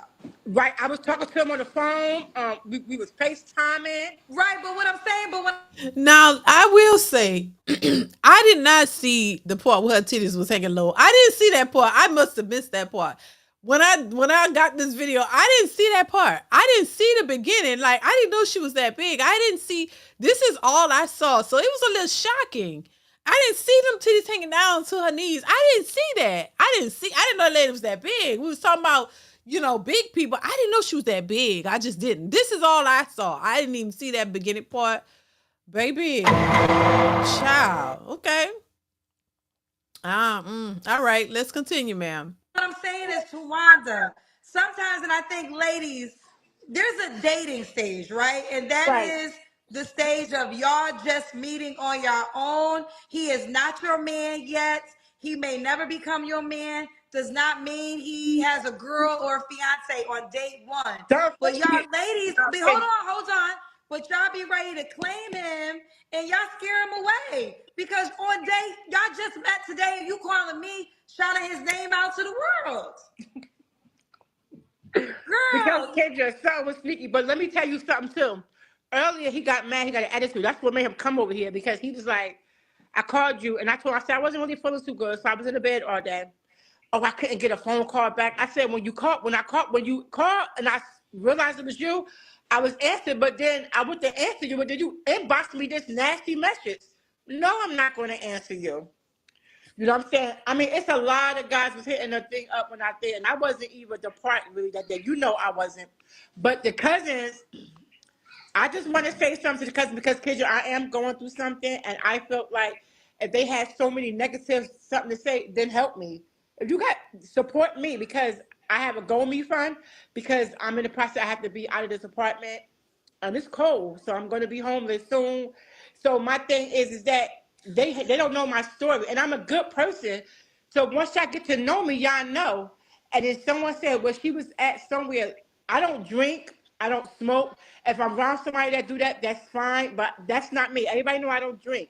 So my thing is that I just feel like they didn't give me a chance to, whatever. They just dogged me, you know what I'm saying? And didn't give me a chance. But right now, since y'all, to the cousins that was so much down to me, help a black sister because I'm in need of help. You know what I mean? Let me jump in. And I had to make this PSA as the year was closing in 2024. And I know we have done this, so I understand where this is going. But here's the deal. Only call me if you're ready to date. Like, it's not like, I mean, we're sympathetic if you got something going on, but if you got something going on, then maybe this isn't your dating season. And if it's not your dating season, then don't put yourself on a dating show. Because even I told you, this show is going to be 5 years old in April. We started in the pandemic. So by now, you know what you're getting into. You know my followers call the cousins. They do not hold their tongue in the comment section. And at this moment, and I always say, treat it like the first date. However you want to show up on the first date, that's how you should show up, because that's how you're going to be judged. Mm-hmm. So if you are in a moment of life that is not the time for you to date, don't call us. Okay. Don't call us, because you're going to be judged. You're going to be judged because you're calling us to date, and that's just the fact. Well, I want to start all over if I could. Well, she says she about to be homeless and she going through something. Yeah, I don't think that would be the time to call up a dating show to try to. But in their minds, it makes sense. Like, oh, well, I'm about to be homeless. I need some help. So let me try to find a man. That's how they think. Like, a man is supposed to be the fixer. You know what I mean? Let me get a man who might be interested in me, who's going to come help me with my bills or something like that. I guess that's how they see it. Not thinking that a man is not trying to, that is not a flex, and that's not a turn. That don't turn a man off. And then on top of that, I didn't see the original video. Somebody said she got 5 kids. I want to see the original video because I didn't see the original video, which I'll pull that up. Maybe I'll pull the original video up because I didn't see the original. I thought this was her. I didn't see it. So I want to see the original one. But, and how she looked initially, which I'm going to try to pull that up. Give me a second. I want to see the original video because, baby, I don't know. I want to pull that up. Give me a second because I didn't see the original one. Somebody said she had 5 kids. I want to see what was going on originally because she said they went at her and she was like, give me a chance. So I'm going to just wait for that to pull up. But we're going to go ahead and continue to hear what she's saying now. And then once I get the new video, I'll pull that up, baby. Hit the like button, y'all. You want to start all over? Yeah. You only get 2 times. You want to use your second time right now? Yep. All right. Well, she was just here, literally. I think, when was you here? Like Monday or Wednesday? I think it was Wednesday. It could have been Wednesday. She was here 48 hours ago. So, and she met a guy that she shouted out in the beginning of this that I know he ain't never calling you back. That's fine. What's your name again, girl? My name is Tawana. I'm from Jersey, Newark. Hold on 1 second. So my cousin is on my other line. She is a big fan, so she want to give you a shout out. Say hello. Who am I saying hi to, honey? Cousin P. Hi, Cousin P. Hi, Cousin P, baby. Cousin P, she said hi. How you doing? Tawana, I got to host the show, okay? I'm sorry. Okay. So, Jersey, how old are you again, Tawanda? 50. You're 50, and you have kids, right? How many kids? I have 5. 1 baby father. 5 kids, 1 child's father. Never married, right? Never married. Okay. You're not. Are you working? I can't remember. No, I'm not working. Disabled. Not working. Disabled. Oh, okay. And what's your zodiac sign? A Cancer. Cancer. So we got Tawanda, New Jersey. We got Tawanda, New Jersey. 50 is a Cancer. 5 kids, not working, currently disabled. What kind of man are you looking for, Tawanda? An honest man, no sneaky man, no keeping secrets, and I need somebody just a little bit taller than me because I am like about 5'6", so just a little bit taller than me. Oh, how old are your 5 kids? 30, 28, 25, 23, and 18. Okay. So how tall are you, Tawanda? I'm 5'5", 5'6". So that one of your babies in the background, keep looking? Yes, this is his last year in high school. Say hello. How you doing, sir? We're looking for a stepdaddy, okay? Oh, no, I don't do that. Oh, you don't need a stepdaddy? Nah, we could be cool though. Ain't nothing wrong with that. Okay, you'll be cool. Oh, Lord. See what I'm saying? Lord, have mercy. Jesus, take the wheel. Help them out, Lord. Please, help. Because they know not what they do. They need the help. I'm just saying. And she worried about a man being a little taller than her. There's a lot more that's more concerning, more things that's, more pressing than the man being a little bit taller than you. I'm just saying, there's a lot going on here that I'm not going to fully point out because I'm a nice person. But there's a lot going on. Darius says, "Them girls bigger than." Oh, we already read that. Thank you, Darius. Oh my God. I'm a nice person for real, for real. So I don't try to be mean to people and stuff, but I mean, everybody, just because you can do something don't mean you should. You know what I mean? Just because you can don't mean you should. Like some things you should just, not do. And I think going on this show, for some people, they shouldn't do it. The King Gene, thank you for the super chat. I appreciate you. I just think, yeah, some things, just because you can don't mean you should. It's not always, the best option. The King Gene says, "I told y'all they don't have to change because some homosexual is smashing these chicks. Stop the madness." Not the homosexual.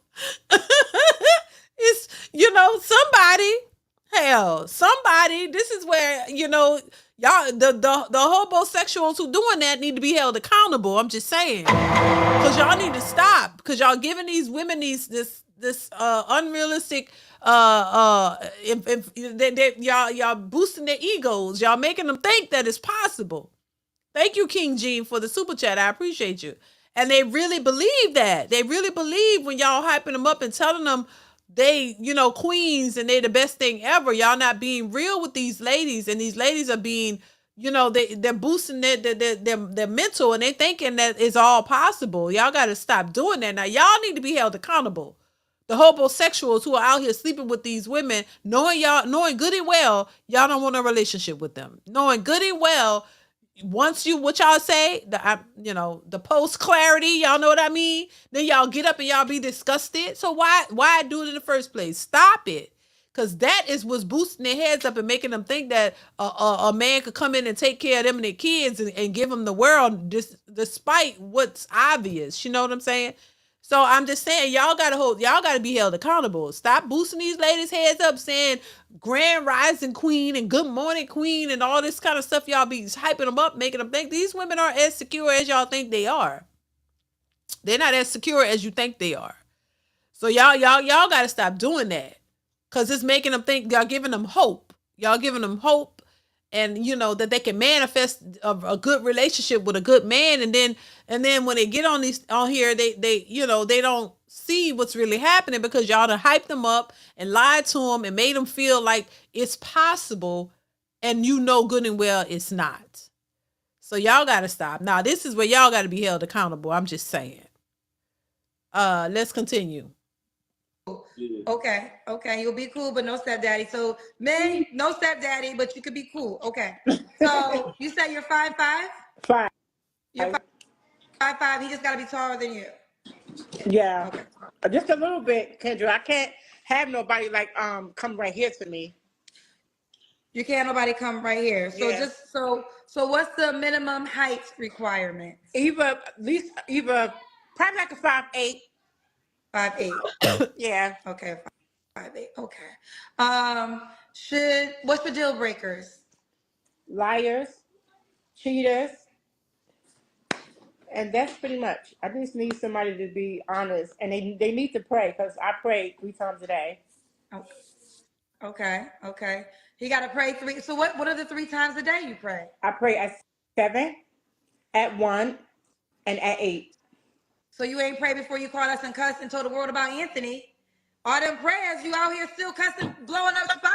I know, Kendra. Maybe you got to start praying God 4 times. Forgive me, because guess what? I'm going through something right now, but God is good, and I got faith, and I'm going to find me a good man. He's going to find me. Okay, let's continue. We already got he got to be at least 5'8". Any other appearance requirements? No. Okay. Should he make a certain amount of money?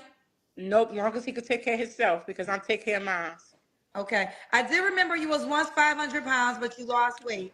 Yes, Kendra, I was there, and I lost weight like 8 months. It took like 8 months, and I'm still going. She said she was. Did she say she was fat? I'm just saying. Did she say she was?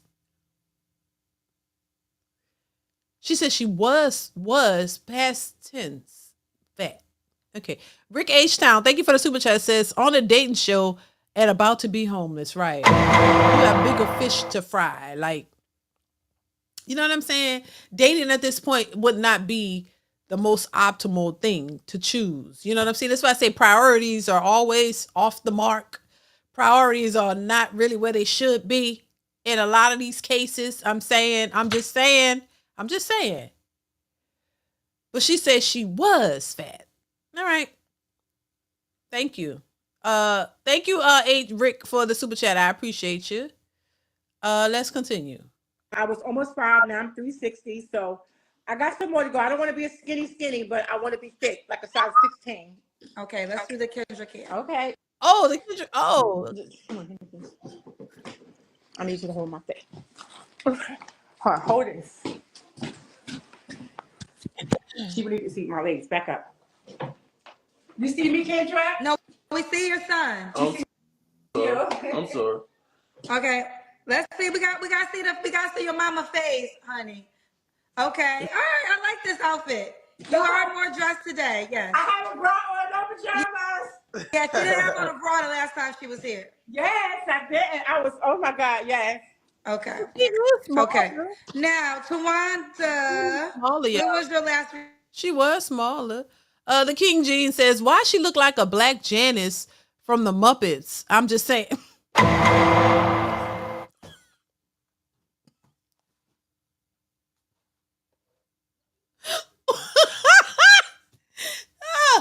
Oh, nah. I'm not gonna do it. I'm not going to hell with y'all. I'm not doing it. But I kind of see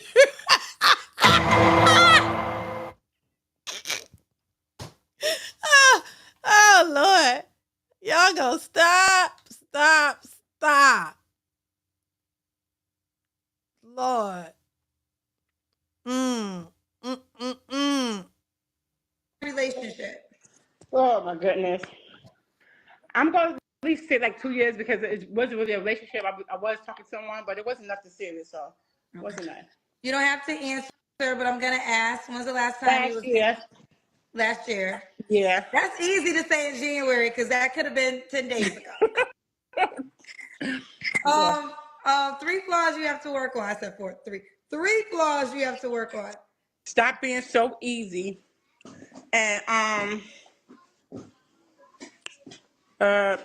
my attitude a little bit sometimes that people say next, because I was very upset with the cousins, but I mean it is what it is. That's their opinion.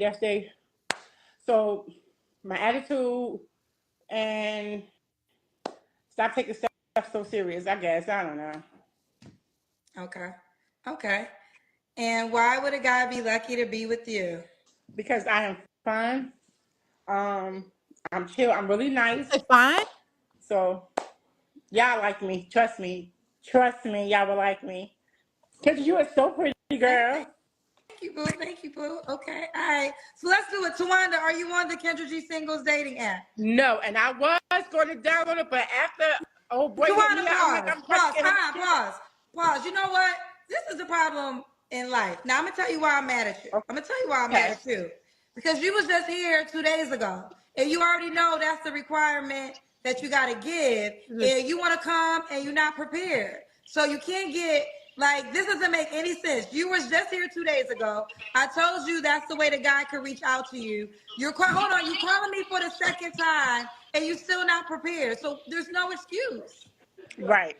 But let me ask you, how do they find me? Because they can search you, but I'm hanging up on you. I'm going to tell you why I'm hanging up on you. Because some of y'all get mad when I do that, but let me tell you why I'm not giving her grace. I just talked to this lady 48 hours ago. 48 hours ago. Told you the plan. So you had all this time in 48 hours. If you don't want to download the app, if you have made that decision, that's a fair decision. Don't call me then. Because you know that's what I'm going to ask you. Okay?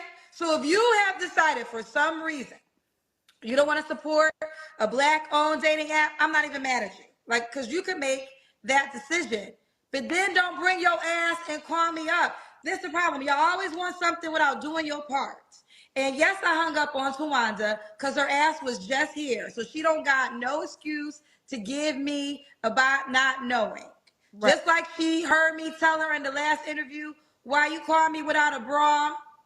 She heard me. Right, Kendra. I hear you, Kendra. Classy, what's going on, Classy Perspective? Thank you for the super chat. Says a sack of potatoes, baby. Baby, now listen, we go. Thank you, Classy. How you been? What's going on? Hope all is well with you. Thank you so much for being here.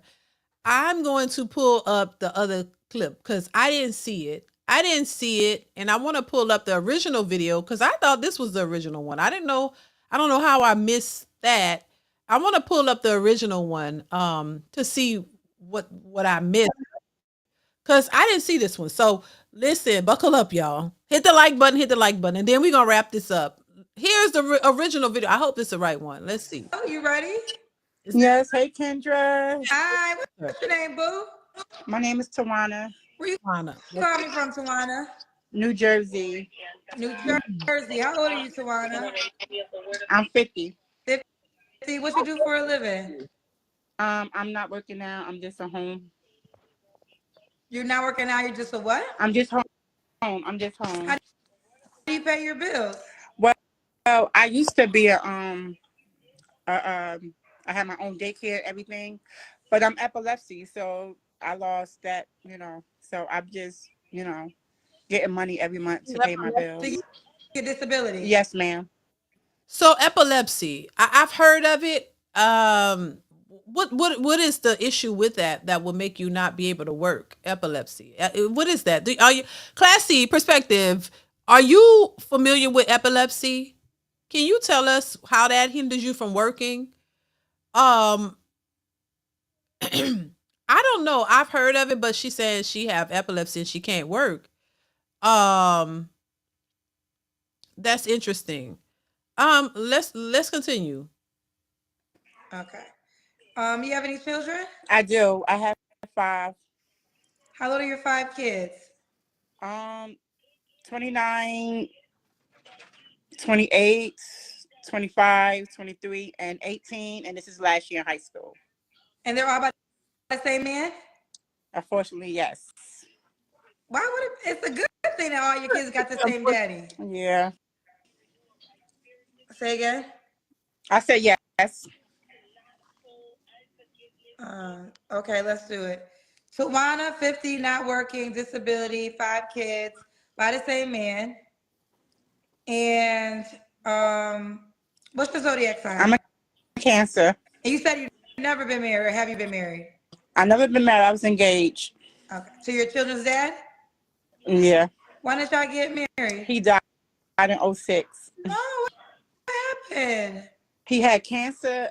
I'm sorry. I didn't mean cancer. I don't want to wish that on nobody. He had pneumonia, and then something bit him, and it poisoned his blood. He was working at Greystone Psychiatry Hospital. Oh, wow. So he died in 2006. My baby just was born. He died the 23rd of June. My baby was born the 22nd of May. So it was a month after he passed away. Oh, that's so sad. I'm sorry. I'm sorry that you went through that. That was your youngest child, the 18-year-old? Yeah, this is last year in high school. Oh, that's so sad. Okay. So we got Tawana, 50, Cancer. She's currently not working. Mom to 5 kids, all by the same man, but he passed away.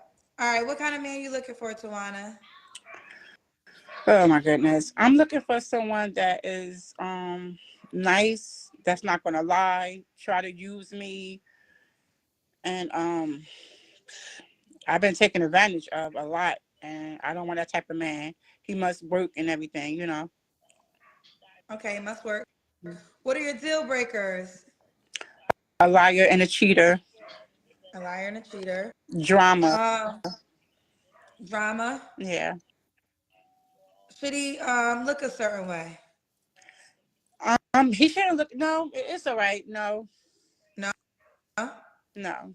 Okay, he shouldn't look a certain way. What about money? Should he make a certain amount of money? He should make enough to take care of himself, because I cannot take care of him. We could do it together, help each other, but me taking care of a man, I cannot do that. I could barely, take care of myself.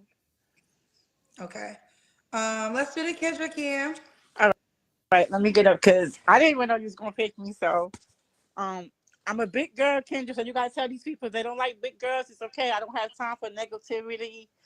Let me try to set the camera up. So I'm in the process of moving and everything. So I'm gonna try to see if I can let me see. Ooh.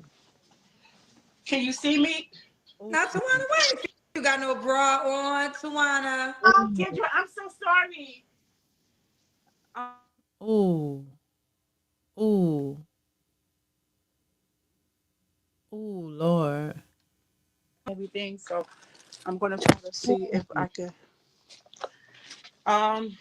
let me see.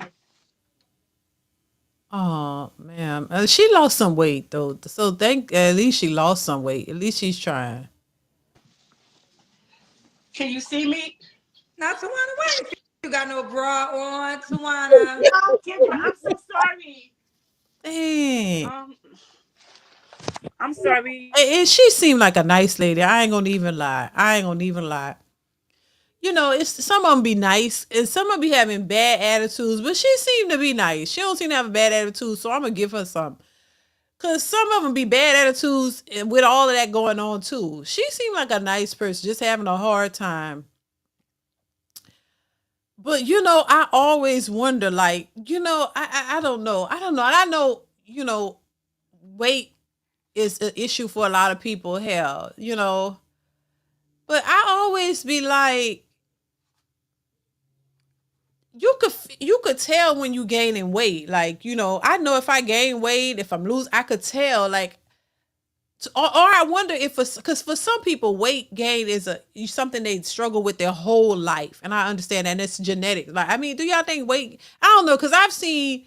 I don't know if certain issues cause people to gain weight or if it's genetic or what. Because you know what happened when you see the whole family be big. Like, you know, I remember seeing, you know, families of big people. They all big. They just and they be saying it's genetic. I don't know. Y'all tell me, because I know I've seen the mama, the daddy, everybody is big. Everybody it be like they be fat babies, you know, and then they grow up big and they just stay big. Is that a genetic thing when some people are just like that? Because I know genetics might have to do with some of it. I don't think it's all of it, but might be for some people. Because I always be wondering, like you could feel yourself gaining weight, like, and you know, okay, wait, I gain extra 5, 10 pounds, some people 20 pounds, and you're like, oh no, okay, that's too much, no more than that. Let me start, working out. Then I know what to do. Let me start working out. Let me eat less. Let me get this weight off me because I don't feel comfortable with it. Like, do people feel themselves getting bigger? Like, or what? I know different. I'm trying to be sensitive because I don't want to be mean about it. It's just I always wondered that. Do you feel yourself gaining weight or what? Or do you not realize that you're getting bigger until it's to a point? I love watching 600 Pound Life. So I'm like, I always ask the question, how do y'all not see? Because some of them were big their whole lives and some of them were not. But do you not feel yourself gaining the weight? Like, do you? What's going on? I don't know. Classy Perspective, thank you for the super chat. Says, epilepsy causes a multitude of problems from seizures, foaming at the mouth, drooling, blurred vision. You can stop breathing, constant smacking and drooling. A lot of companies don't want to be liable for the problems. Got it. Thank you, Classy Perspective, for that insight and for the super chat, for the support. I appreciate you, brother. Thank you. Okay, so I've heard of it, but I didn't know all of that was associated with it. So okay, so I guess it could be debilitating for some people. I guess depending on the severity of it, right? So okay, I just wanted to know. Thank you, Classy. I appreciate you.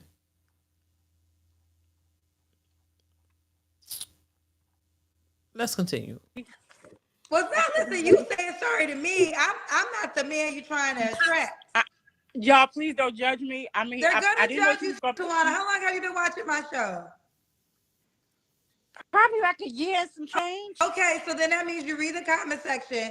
I mean, we year 5, so by this time you already know what you're walking into when you call me. You absolutely right, and to be honest, I really didn't know that I was going to be picked, so I was going to pit it. Here's the my bra on. Deal. In 2025, y'all cannot say that. You have to request to get picked. I don't know you. I don't know your name. I don't know your number. So you can only get selected if you push the request.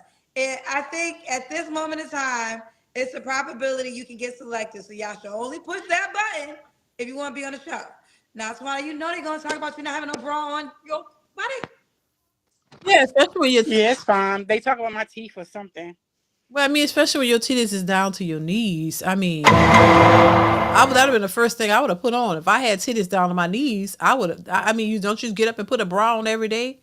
Like I wouldn't dare come on a public figure, a public panel, or public media, social media with my titties hanging out. I mean, come on. I mean, goddamn, I could see if they were small and perky, like they could sit up, and maybe you see some women doing that, because they trying to catch a man. But I mean, if your titties down to the floor, goddamn, come on, now put your bra on. I'm just saying, put your bra on. That don't look good, and you trying to hold them up. Like, put come on, Tawana, you got to do better, boo. Y'all got to be prepared, or don't go on it. Ain't nobody pressing y'all to go on these shows. Kendra does these shows every day or whatever, quite often. So you could catch her another time when you got your bra on and you got it together. Why they be coming on there looking like that? That's all I be saying, with bonnets on, and you trying to get a man, huh? Do y'all really want a man? Jesus Lord, if you really want a man, like, why don't y'all come together? She gonna say where your light at. Find the light in your house. Practice that. Practice. Find the light. If you gonna wear your wig, put your best wig on. Make it look good. If you gonna wear makeup, hey, wear the makeup. Put it on. Put your bra on. Pull them things up, because the last thing people want to see is your titties down to the floor. I'm just saying. And I mean, at least get a man a chance to try to see if he interested or not. Titties down to the floor, it's an automatic no, unless you got one of them, what the guy called them earlier, the homosexuals who might be like, ooh, I want to play with them titties or something. I don't know. Shit. Maybe, because somebody might be like, they'll play with that. But I mean, if they not, they're not going to be interested. I'm just saying, get it together. DeeDee, you said you were going to be nice. I am. Oh, I'm so bad. I am nice. I'm trying. I ain't perfect. I'm not perfect. I say it all the time. I'm flawed. For real. Thank you, the King G. I am flawed. I ain't acting like I'm perfect. I know I'm not. Thank you. I can only try, and I did my best. What's that song? But I guess my best wasn't good enough, child. Whatever. I don't know. She's nice, so I like her. Maybe she might not get what she want, but I think she's cool. They're showing they're lazy. Yeah, I mean, man, like, come on. It's like you say you want all this from a man, and you really seem to really want one. Thank you, Classy Perspective, for the super chat. I appreciate you. And you want one. Why? It's like going on a date. You naturally want to look your best, right? You interested in a guy, and he want to take you out on a date. You're supposed to put your best dress on. Get yourself together. Put your best wig on, or best hairstyle. Like, you're supposed to look good. I don't think they take it seriously. Because once again, they bought into this narrative that, just accept me as I am. Whatever. I got a vagina. That's all you want. You don't care if you got, no matter what else is going on. Hell. Shoot. I mean, if you missing, and then she is missing a few teeth. Girl, I mean, if y'all are real serious, and I understand it's hard. It's hard. But they had them little snap-on teeth. Get your little snap-on smile. Shit. Yeah, they got the little snap. They're not good quality. Girl, until you can get it fixed. Everybody ain't at the same place. Get your little snap-on smile. Snap that on for the show. Get it to, do something temporarily. Be honest about it. But, look your best. Just come on with your Night clothes on, titties down to the floor. Like, Lord, it's nowhere in nowhere. If I had big old titties like that, I would keep them in a bra. I would not be showing that. Just saying. Then I would let a person. If you take me on a date, I'll let you know. You now. You know now. These some big. They down to the floor. Are you okay with that? You know what I'm saying? I'm just saying. But I'm working on it. You know. Jeez. Listen, we all go through things in life, Right, but the people, thing and is that me being I. epilepsy and I have seizures a lot, when I fall, I hit my mouth. So, I Oh. mean, it is what it is. So you just fall, you just pass out and go to sleep on your own. Well, no, like if a lot when I be upset a lot, I could have a seizure and I will fall out. I wouldn't know.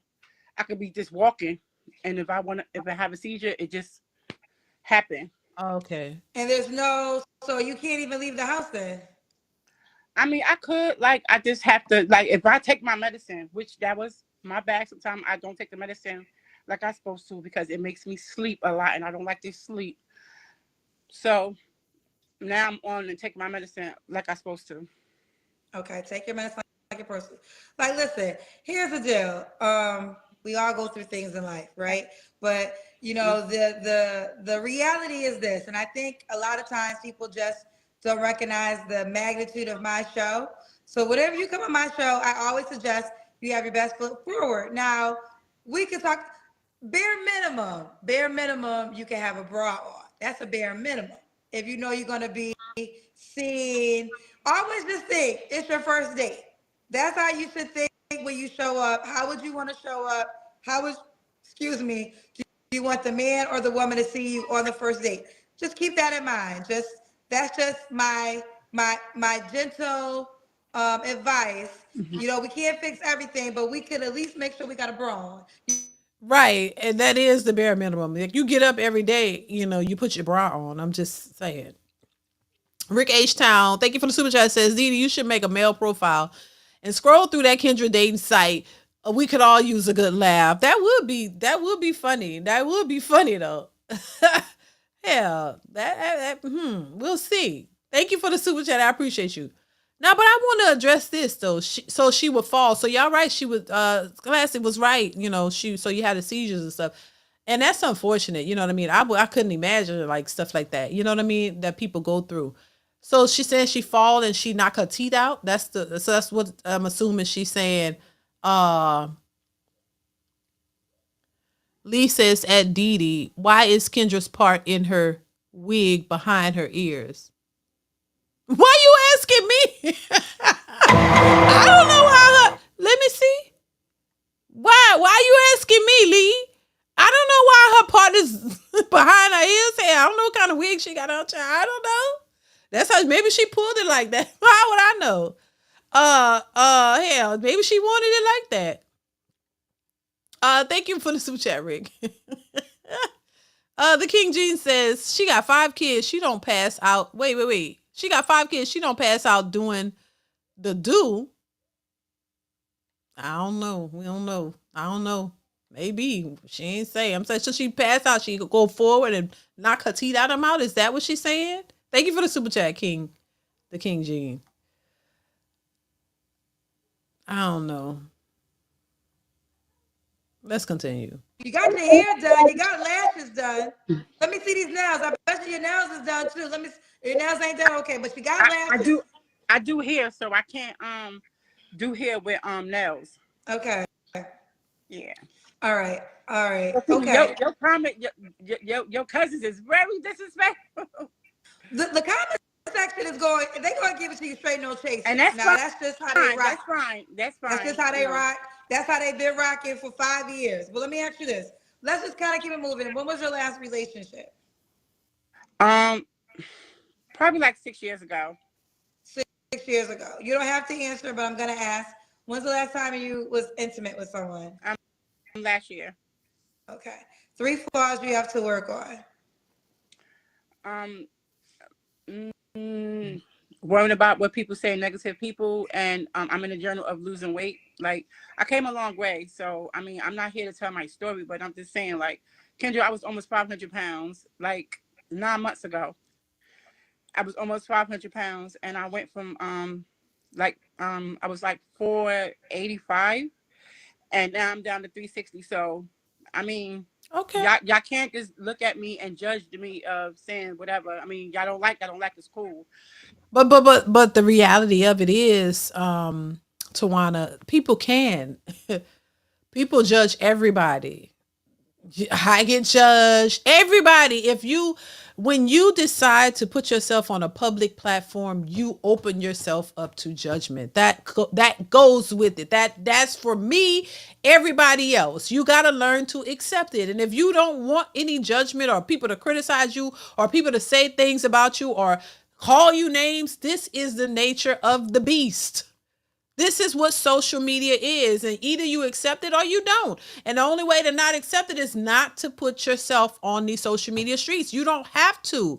It's unfortunate, but it brings out, people are, it allows people to have an opinion, whether you agree with it or not. It allows people to be disrespectful.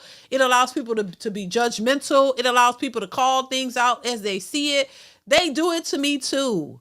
You know what I'm saying? People have said things about me. I don't give a damn though. See, you got to build some tough skin though and understand that when you go on these things, even as a host of a show or, having what they would call podcast or a channel or whatever, everybody is not going to see you the way you see yourself. Everybody is not going to agree with you. Everybody's not going to be on your side.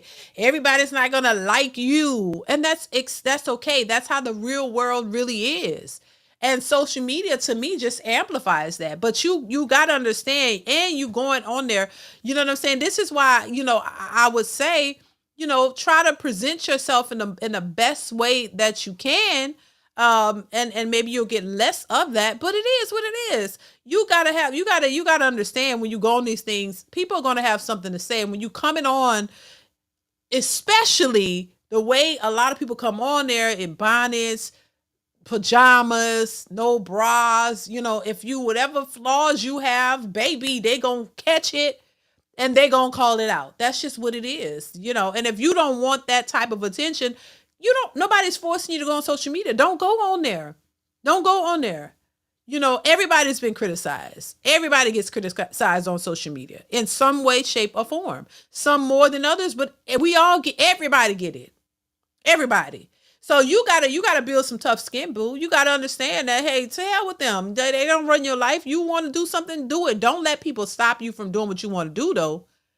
I think taking constructive criticism is good, though. I think, taking some type of advice is good, but at the same time, if you're going to put yourself out there, you got to be open to criticism. That's just what it is. You could address it or you don't, ignore it. Sometimes you got to ignore it and keep doing what you do. You can't let people deter you. And I could tell she feeling some kind of way because she in the comments and stuff, yeah, I mean, in a respectful way, she looked a kind of hot mess, but I'm just saying, like, that should be an incentive for you to get it together.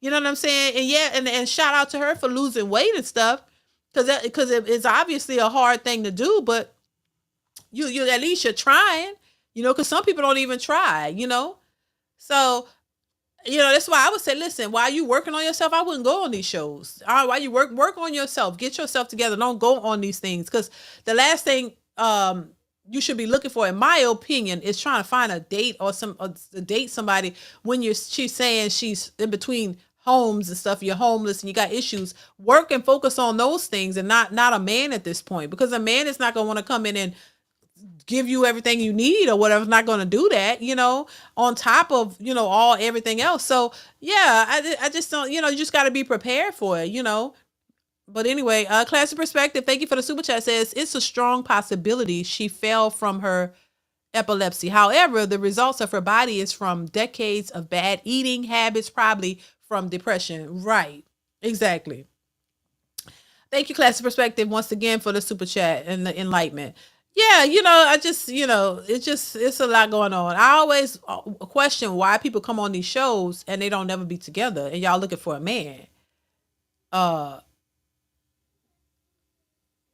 Quite honestly, if I was missing teeth, I wouldn't be looking for a man.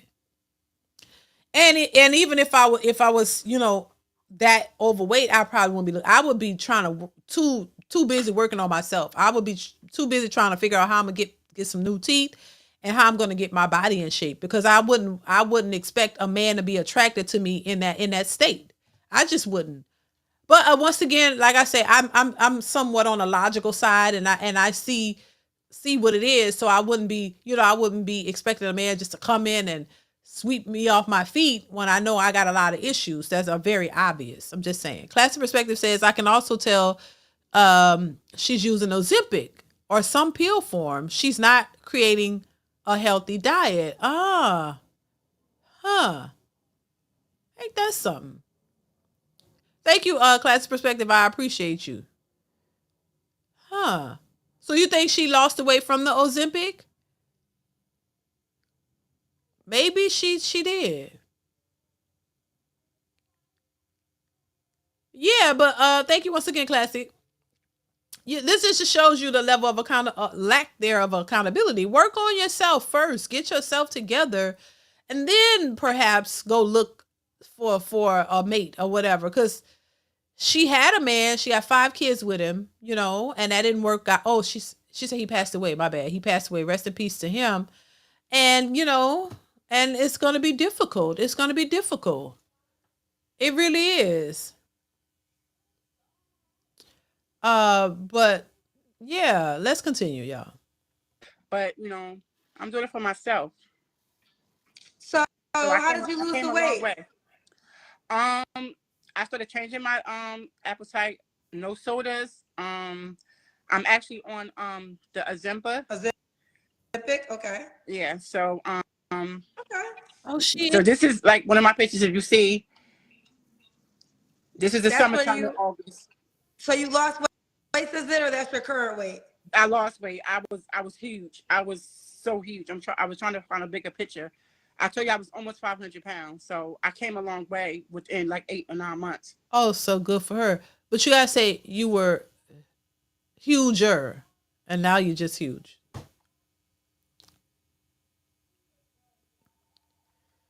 Because I guess huge is subjective. Okay, let's continue. And I'm still working on, like, I don't want to be skinny, but my goal is that, I at least want to be a size 16 for me. Okay. Well, keep going on your journey, honey. Congratulations to you for being focused. Okay. Yeah. And this is Tawana, this is a big piece, see?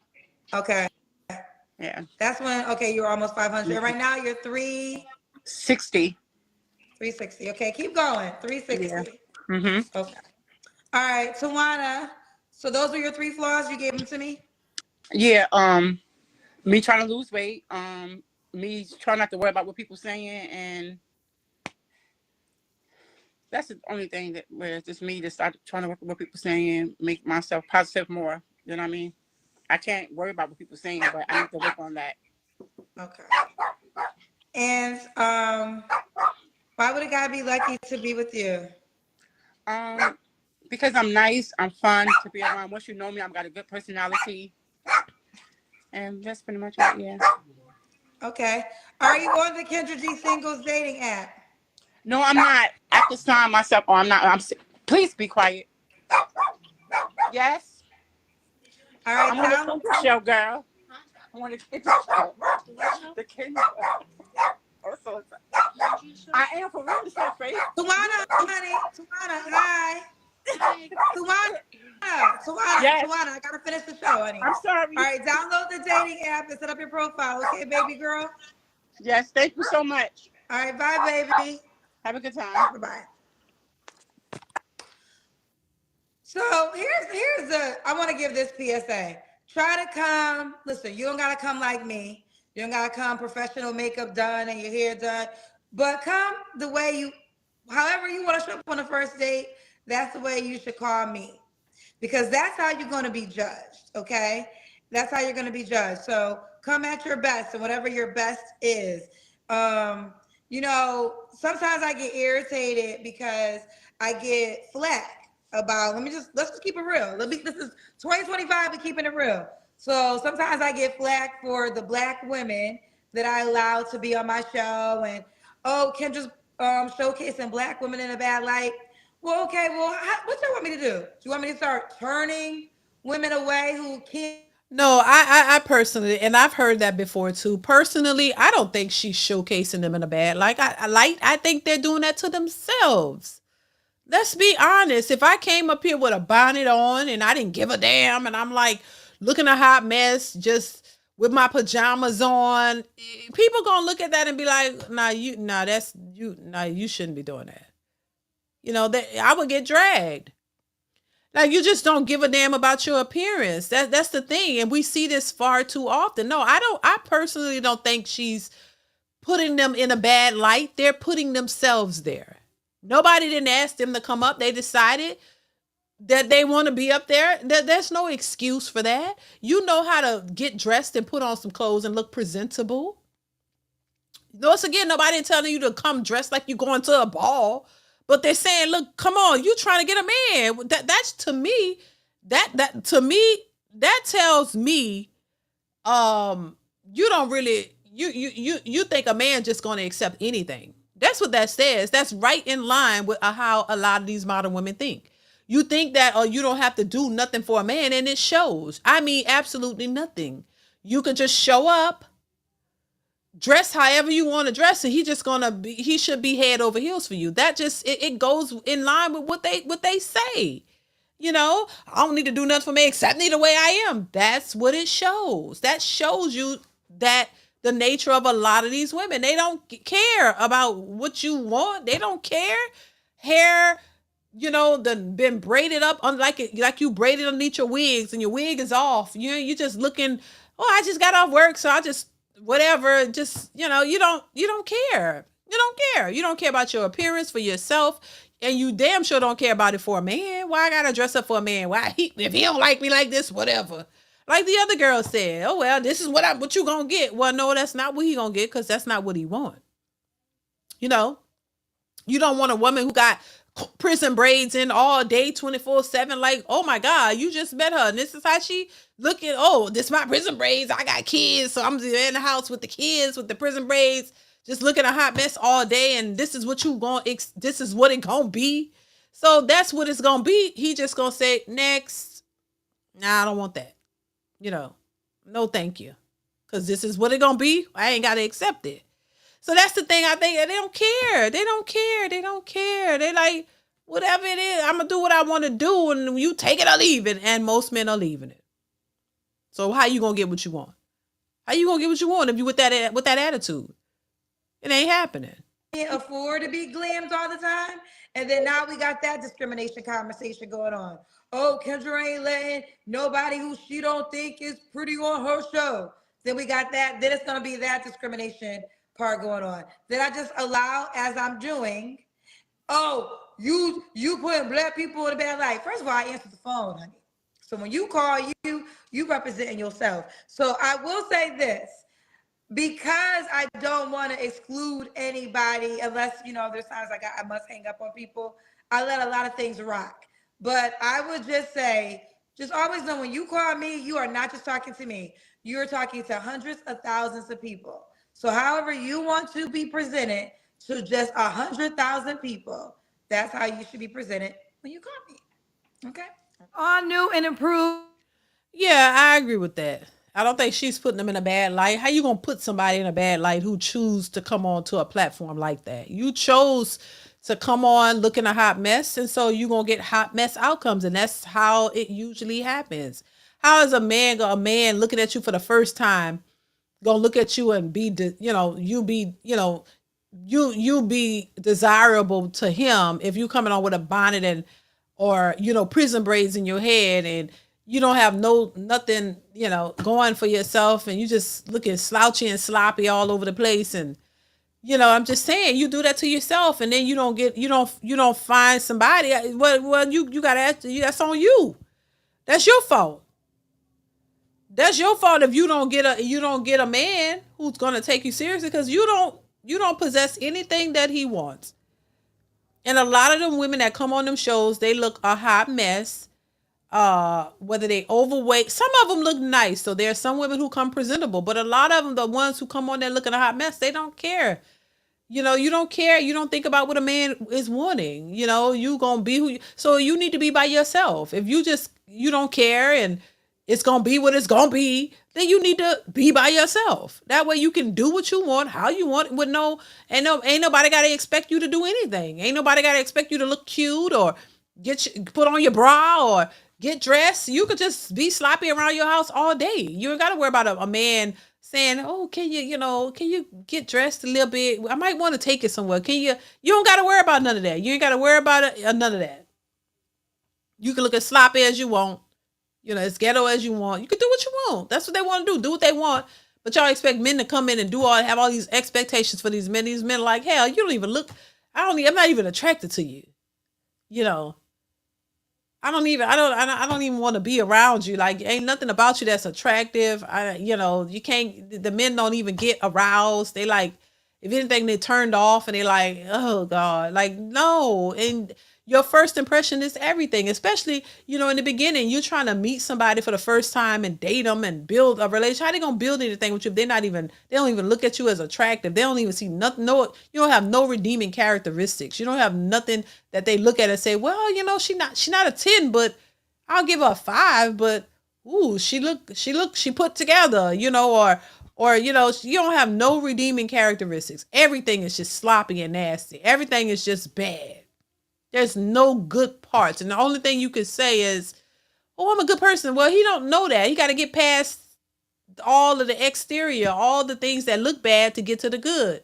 You got to have some type of something that looks good to the man for him to want to get to who you really are, to get to the heart, to get to how good of a person you are. He needs to have something. I mean, come on. Y'all know I'm not like big on the exterior because I know that's the superficial way, but at the same time, like, at least, try. You ain't got to be the cutest and all of that, but you got to have something, right? Something, Lord. Even if you're a big girl, I see a lot of big girls be put together. You know what I'm saying? Like, put together. Y'all don't like all the makeup, but hell, she be having she said if she gonna do it, she gonna do it big. And they be big and they be doing it big. She gonna put on her makeup. A lot of their makeup be looking good. I ain't gonna lie.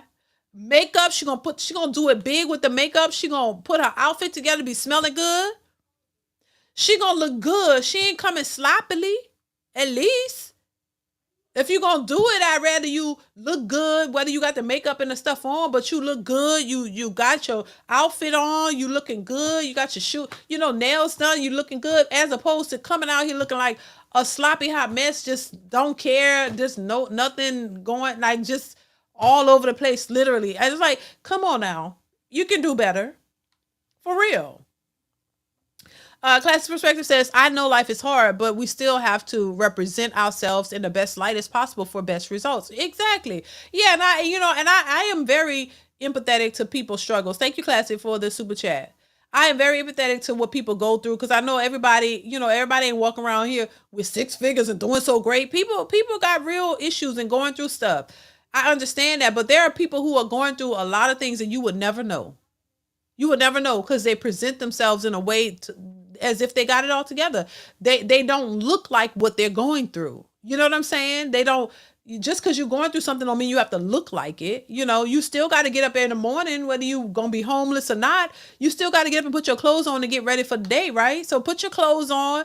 Hell, comb your hair, groom yourself, get yourself together and try to figure it out. But you're sitting around looking sloppily all over the place and then talking about, I want a man. No, you shouldn't be looking for no man. A man should be the least of your worries. Or shouldn't even be on the table. I'm just saying. Divine Photo says, I agree with Kendra. Some women come on representing badly, but at the same time, Kendra made money off blacks' dysfunction that find blacks love. You know what? You say Kendra made money off that black dysfunction, but look. If you're in business, I'll put it like this.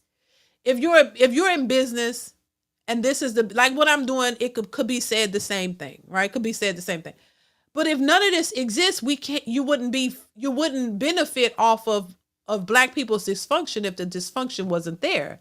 what would you say to, I'm just saying in general, I'm just saying, people who are presenting themselves in a proper way and, you know, they have something else going on, that would be the focus. The focus could be more on positivity than the negative if the negative wasn't so prevalent.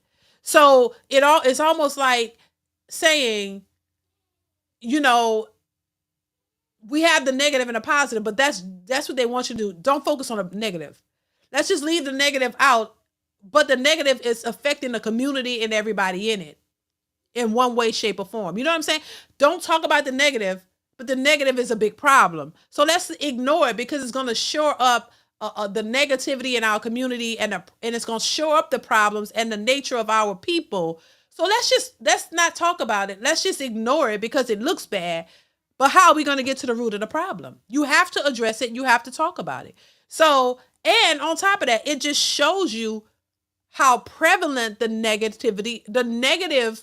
is. It shows you how bad it really is, the nature of the people and what needs to be changed.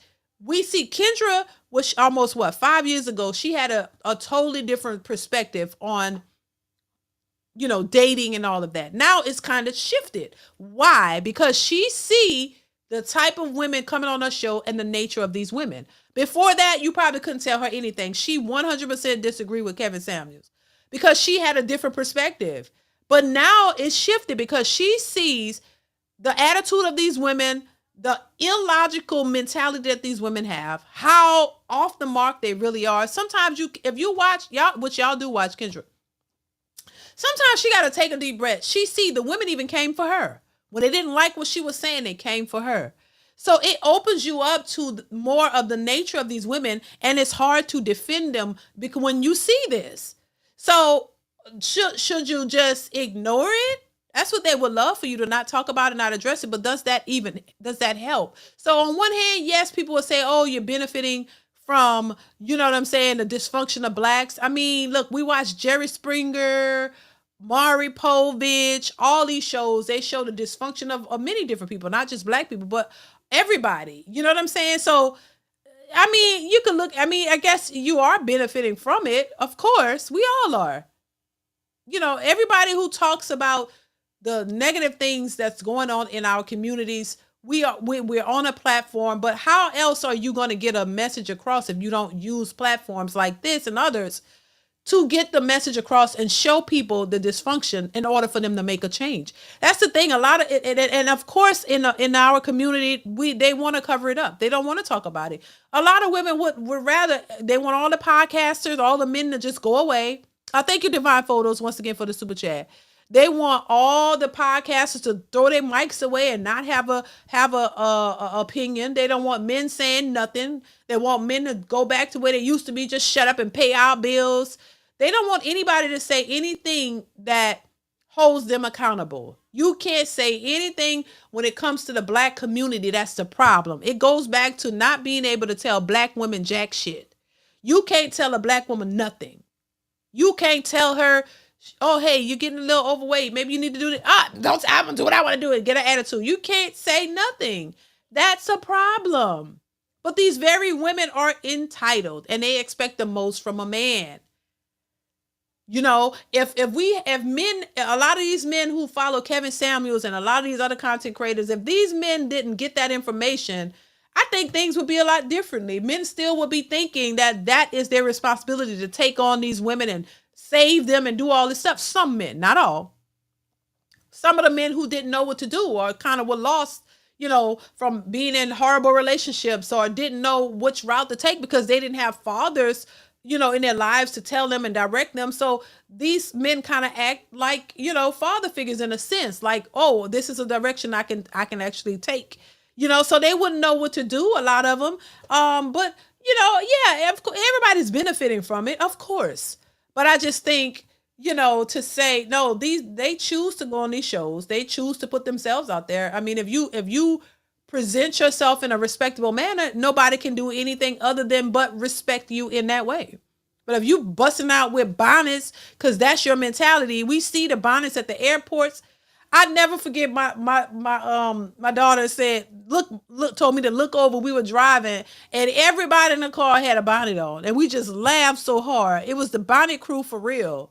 Like everybody, the boy, everybody had the bonnets on. It was just funny to see. So, I think, yeah, all of that is true. It's true. But I mean, listen, somebody gonna profit off of it. Somebody gonna make some money off of it. But not only that, you should be giving advice to help steer people in the right direction. Whether they take it or not, that's on them. But all of it should be there. Of course, that's just how it go. That's just how it go. And it speaks to the community and how we're represented and how we look. We talk about, I'll never forget, what's her name? Monique said about the bonnets. Come on, you need to do better. They came at that lady. She was just sweet as pie telling them, and they had a problem with that. So it's like, you're damned if you do, damned if you don't. You don't want to listen. You want to keep doing what you're doing. So, I mean, that ain't nobody's fault but your own. Wait, I just came in. A lady got shot in the what?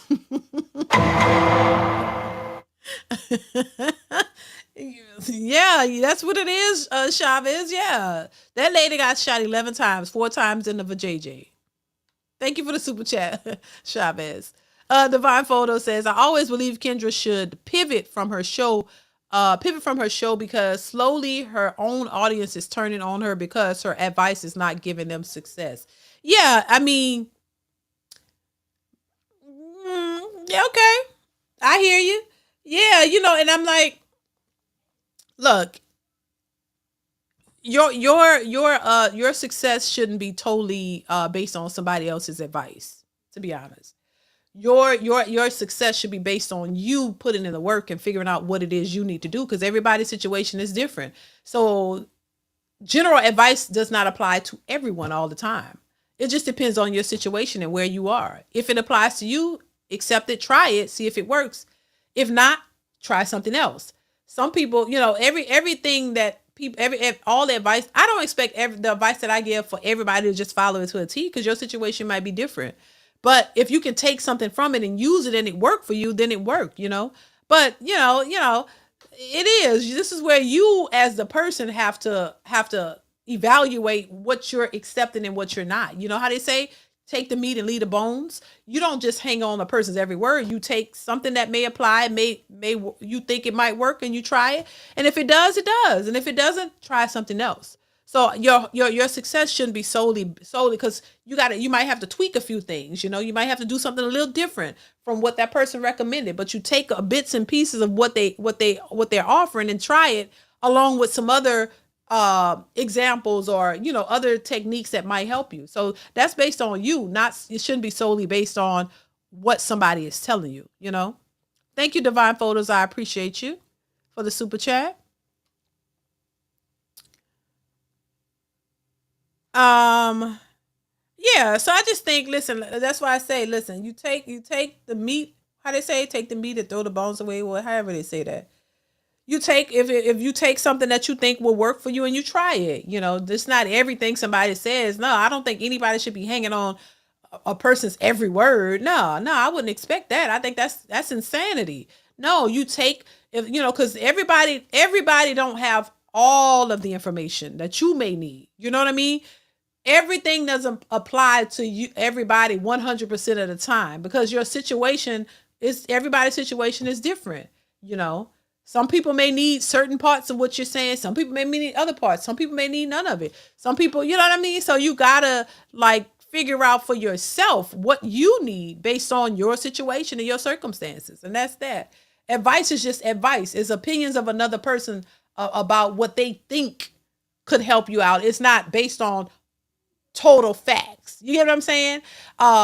People, I like to use my life experiences to try to give hope to people that, hey, to try a different way, to take on a different perspective, not just going the way you're going, because the way you're going, you constantly complain about it and it's not working. So, hey, try this, maybe pivot, or don't do certain things that will yield you, horrible consequences, like being single mothers. A lot of women don't see the importance of why it's detrimental to just go out here and become single. They don't realize until they're to that point. When you trying to look for a stable relationship and you finally want marriage, you already got kids by 3-4 different dudes. That's gonna weigh heavily on how men look at you for serious relationships. So those are the consequences. So you have to have some wisdom and knowledge yourself, and you have to pay attention to things that may help you in your situation. Nothing's guaranteed. Nothing's, perfect. Nothing's guaranteed. You got to try to do pick the best options that are for you. And if you have people who have done it before you, ahead of you, and they tried a certain way and it worked for them, you pay attention to that. Do you have to do it exactly the way they did it? No. But if you can take some of that and use it, and if it worked for them, and you see a pattern of people who do it this way, oh, they get these outcomes. Okay, doesn't mean yours is going to be exactly like theirs, but at least it gives you some insight on where you might need to go or which way you might need to go to try to get the best outcome that you can. You know what I'm saying? So that's how I see all of that. Chavez, thank you for the super chat. Says a dude got stabbed to deletion over a lady at Amazon. Now women getting pew-pewed in the VaJay. Oh, that Rick James powder is a hell of a drug. Right. Yeah, it's crazy. And this was a same-sex couple, Chavez. It was a lesbian couple where this lady told her, she was cheating on her, and a woman was like, she gonna leave. And she was like, no, over my dead body, you ain't, baby, no, if I can't have you, nobody else can. And then she commenced to shooting the lady 11 times, 4 times in the vagina. And that lady survived. She could have died. You know what I'm saying? So it's just crazy out here, baby. Thank you, Chavez. I appreciate you. All right, y'all. I got to get out of here. Thank y'all so much for being here on this impromptu Wednesday, y'all. Today is Wednesday, right? Thank y'all so much. I appreciate you guys. Thank y'all so much for all the super chats, for anybody who super chatted or Cash App. I appreciate you. Thank you so much for the support. Make sure you hit the like button on your way out. If you didn't hit the like button the whole show, go hit the like button before you leave. I appreciate it. Also, continue to watch and support the videos that are already posted on the channel, y'all. Go ahead and watch them. Hit a like, leave a comment, share if you can. That'll help the channel out. Also, hit that notification bell if you haven't already. Click all so that you'll get all of the content. And you'll be notified when I go live or post new videos. All right. So thank y'all so much once again for being here. I appreciate you guys. Y'all be safe out here in these streets, and I will catch you in the next one. Peace out. Mwah. Bye.